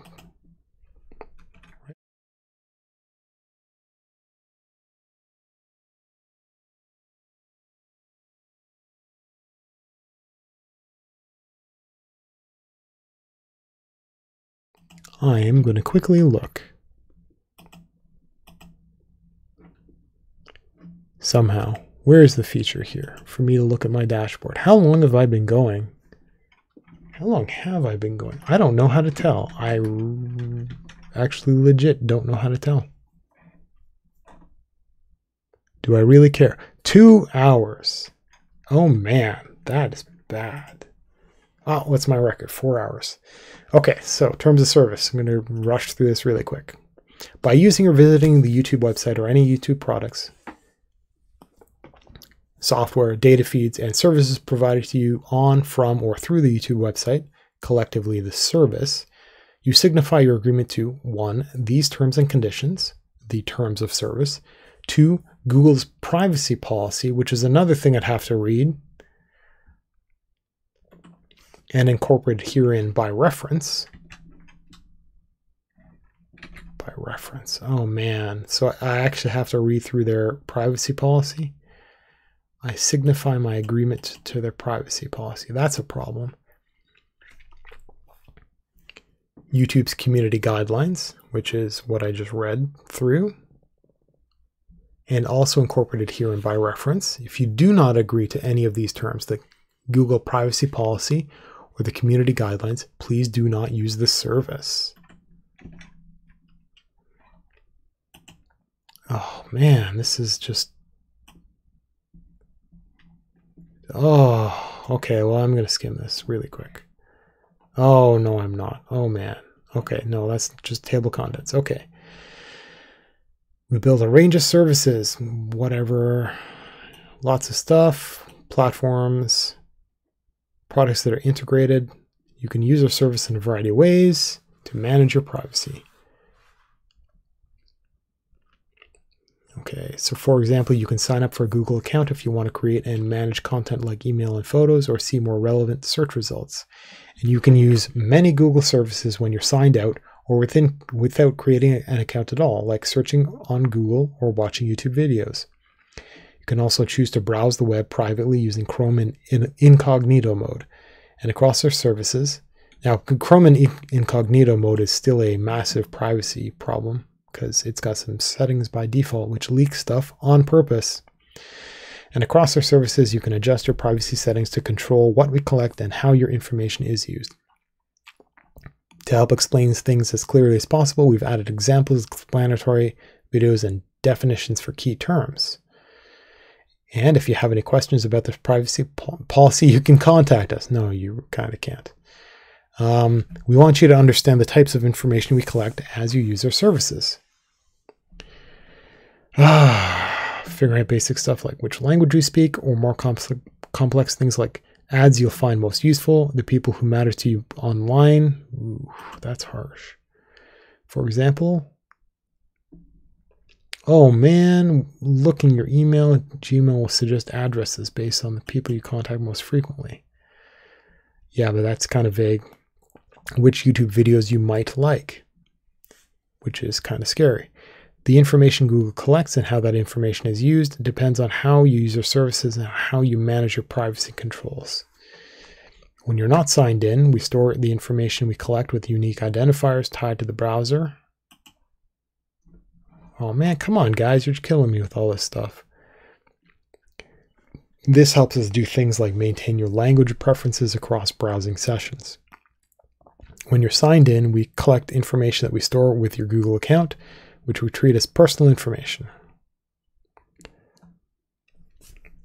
When you create a Google account, you provide us with personal information, nowadays, didn't used to, that includes your name and a password. You can also choose to add a phone number, no, you're actually required to, or payment information to your account. Even if you aren't signed into a Google account, you might choose to provide us with information like an email address to receive updates about our services. We also collect the content you create, upload, or receive from others when using our services. We collect the content you receive from others. This includes things like email you write and receive, photos and videos you save, docs and spreadsheets you create, and comments you make on YouTube videos. We also collect. What does collect mean? Information we collect as you use our service. We collect information about the apps, browsers, and devices. Helps provide features. It gives an example, a couple of examples, but it's arbitrary. The information we collect includes unique identifiers. Got it. And actually, browser type and settings, there's something called browser fingerprinting. So it's pretty specific. We also collect information about the interaction of your apps, browsers, and devices with our services. Yeah, so that's what covers fingerprinting, including IP addresses, crash reports, system activity, oof, and the date, time, and referrer URL of your request. We collect this information when a Google service on your device, a Google service. Oh, I am looking at Google's policy.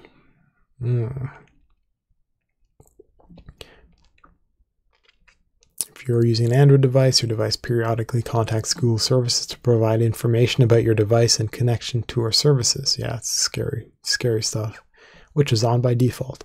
This information includes things like your device type, carrier name, crash reports, and which apps you've installed. Okay, what about side-loading stuff? Do you tattle on that? We collect information about your activity in our services, which we use to do things like recommend a YouTube video you might like. The activity information we collect may include search terms, videos to watch, views and interactions, aggregated reports to advertisers, like telling them whether we serve their ad on a page and whether the ad was likely seen by a viewer. We may also measure other interactions, such as how you move your mouse over an ad, or if you interact with the page on which the ad appears. Okay, I understand. Voice and video information when you use audio features. Purchase activity, people with whom you communicate or share content, activity on third-party sites and apps that use our services. Oh man, that is scary. So your activity on somebody else's website, when that website uses Google caching mechanisms or Google advertising stuff. Interesting. So it's tracking your activity on the rest of the internet as much as possible. Chrome browsing history you've synced with your Google account. If you use our services to make and receive calls, we may collect telephony log information, the metadata, like your phone number, calling party number, receiving party number, forwarding, etc., etc. Like. That is not a good word. You can visit your Google account to find and manage activity information that's saved to your account. We collect information, etc. Your location, yeah, GPS, IP, sensor data. Yeah, like which direction you're facing and how you're walking.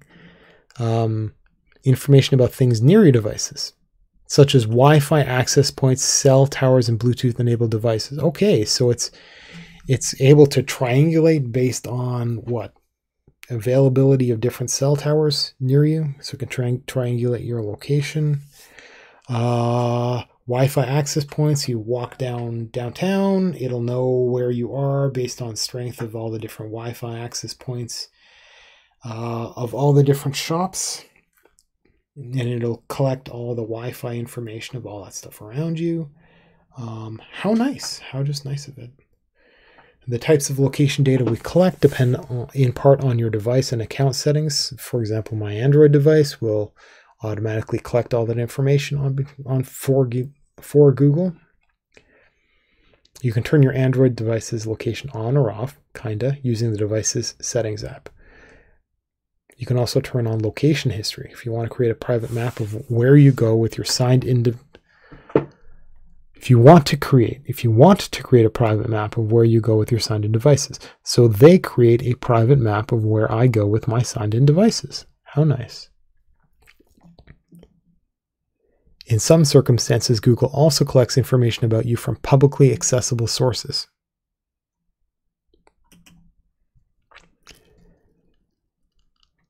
It's publicly available online or from other public sources to help train Google's language models and build features like Google Translate.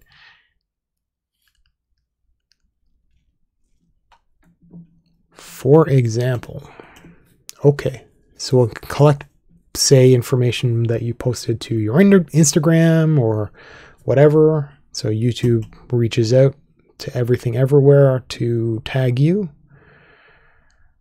We use various technologies to collect and store information. Yeah, like scraping other people's websites to learn more about you. Pixel tags. Oh man, they use the one white pixel technique.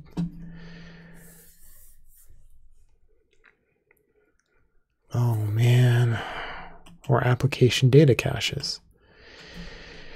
Data repository on a device. It can, for example, enable a web application to run without an internet connection and improve the performance of the application by enabling faster loading of content. Okay, so that is the caching service that Google provides. We'll actually track every website you visit. And server log. Databases, that's generic, and server logs. Yeah, we use your information to deliver our services. Yeah, they use, okay. Maintain and improve their services. Yeah, whatever.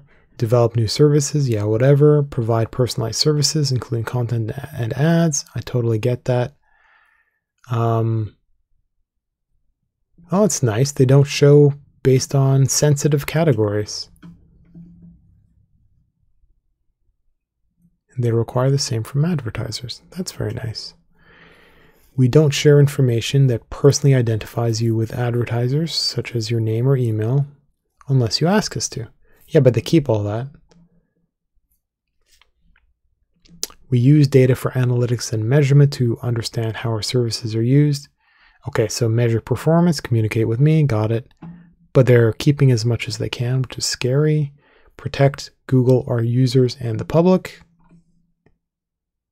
But they use it for whatever they feel like. You have choices regarding the information we collect and how it's used. No, not really. Choices, just not very many. Managing, reviewing, and updating your information.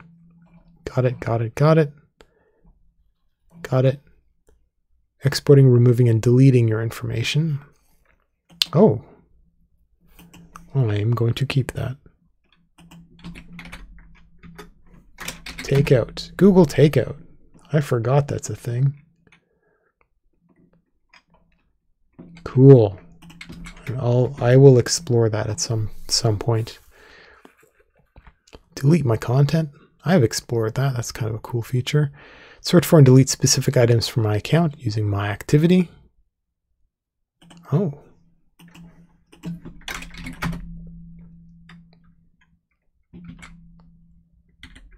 Well, this is a nice little hidden feature. Delete specific Google products.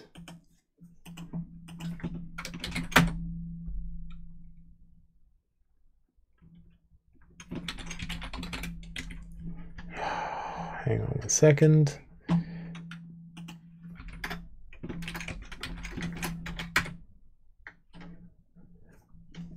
Delete my account. Inactive account manager allows me to give someone else access to parts of my Google account in case I'm unexpectedly unable to use my account. Oh, that's interesting.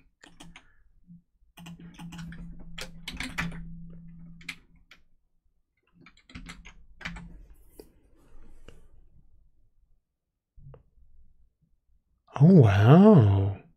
That is cool. That is cool. I will explore that. Okay. There are other ways. Browser settings. Yeah, really, none of that's going to work because they scan the internet to build a profile on you. When I share my information, when Google shares my information. We do not share your personal information with companies, organizations, or individuals outside of Google, except in the following cases. So they do share them with governments, but is that considered an organization? With my consent, with domain administrators,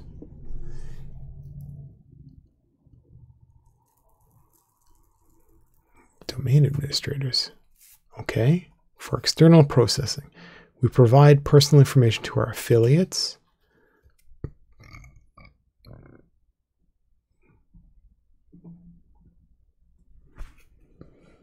Oh, wow, that's a rabbit hole. For legal reasons. Protect against harm to the rights. Yeah, okay.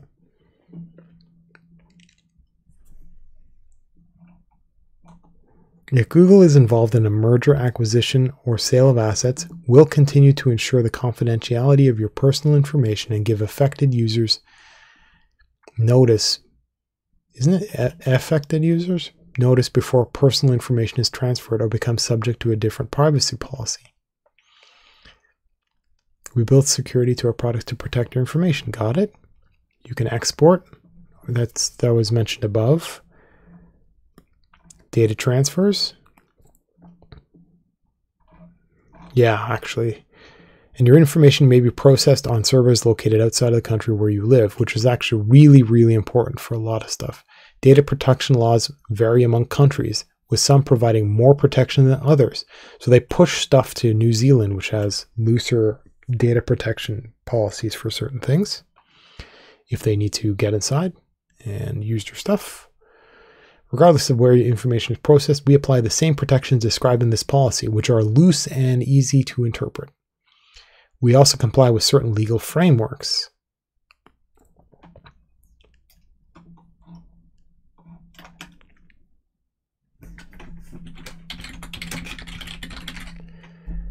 Relating to the transfer of data, okay.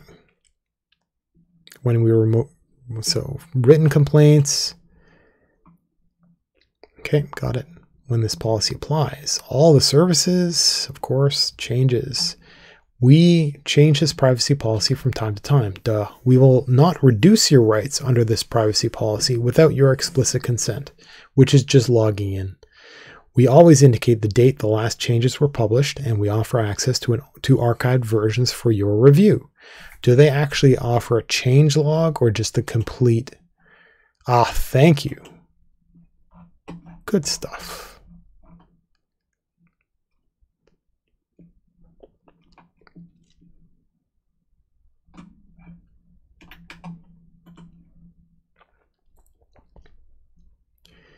If changes are significant, we'll provide a more prominent notice, including for certain services, email notification of privacy policy changes. Yep. So they make tiny changes and don't tell you.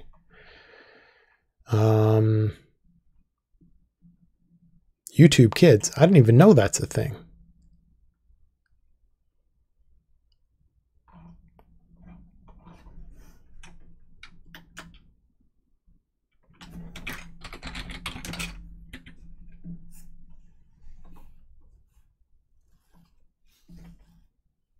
Yeah, Chrome has its own thing.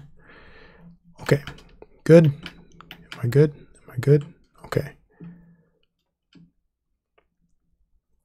So that was the privacy. So that was privacy terms. I'm looking at them.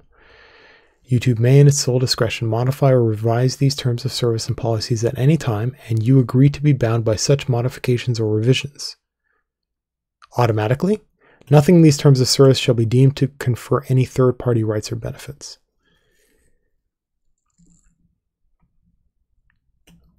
And you agree to be bound to such modifications or revisions. Okay, so it's just automatic. Nice. So this is arbitrary. This entire terms of service is completely arbitrary because it can be changed at any time, individual to me. Actually, that's probably enough. I don't have to read the rest of it because it doesn't mean anything. Just like the community guidelines is entirely arbitrary. I think I'm done. And since it's been like more than a couple of hours, I'm going to end it here. This was interesting. I don't think anybody saw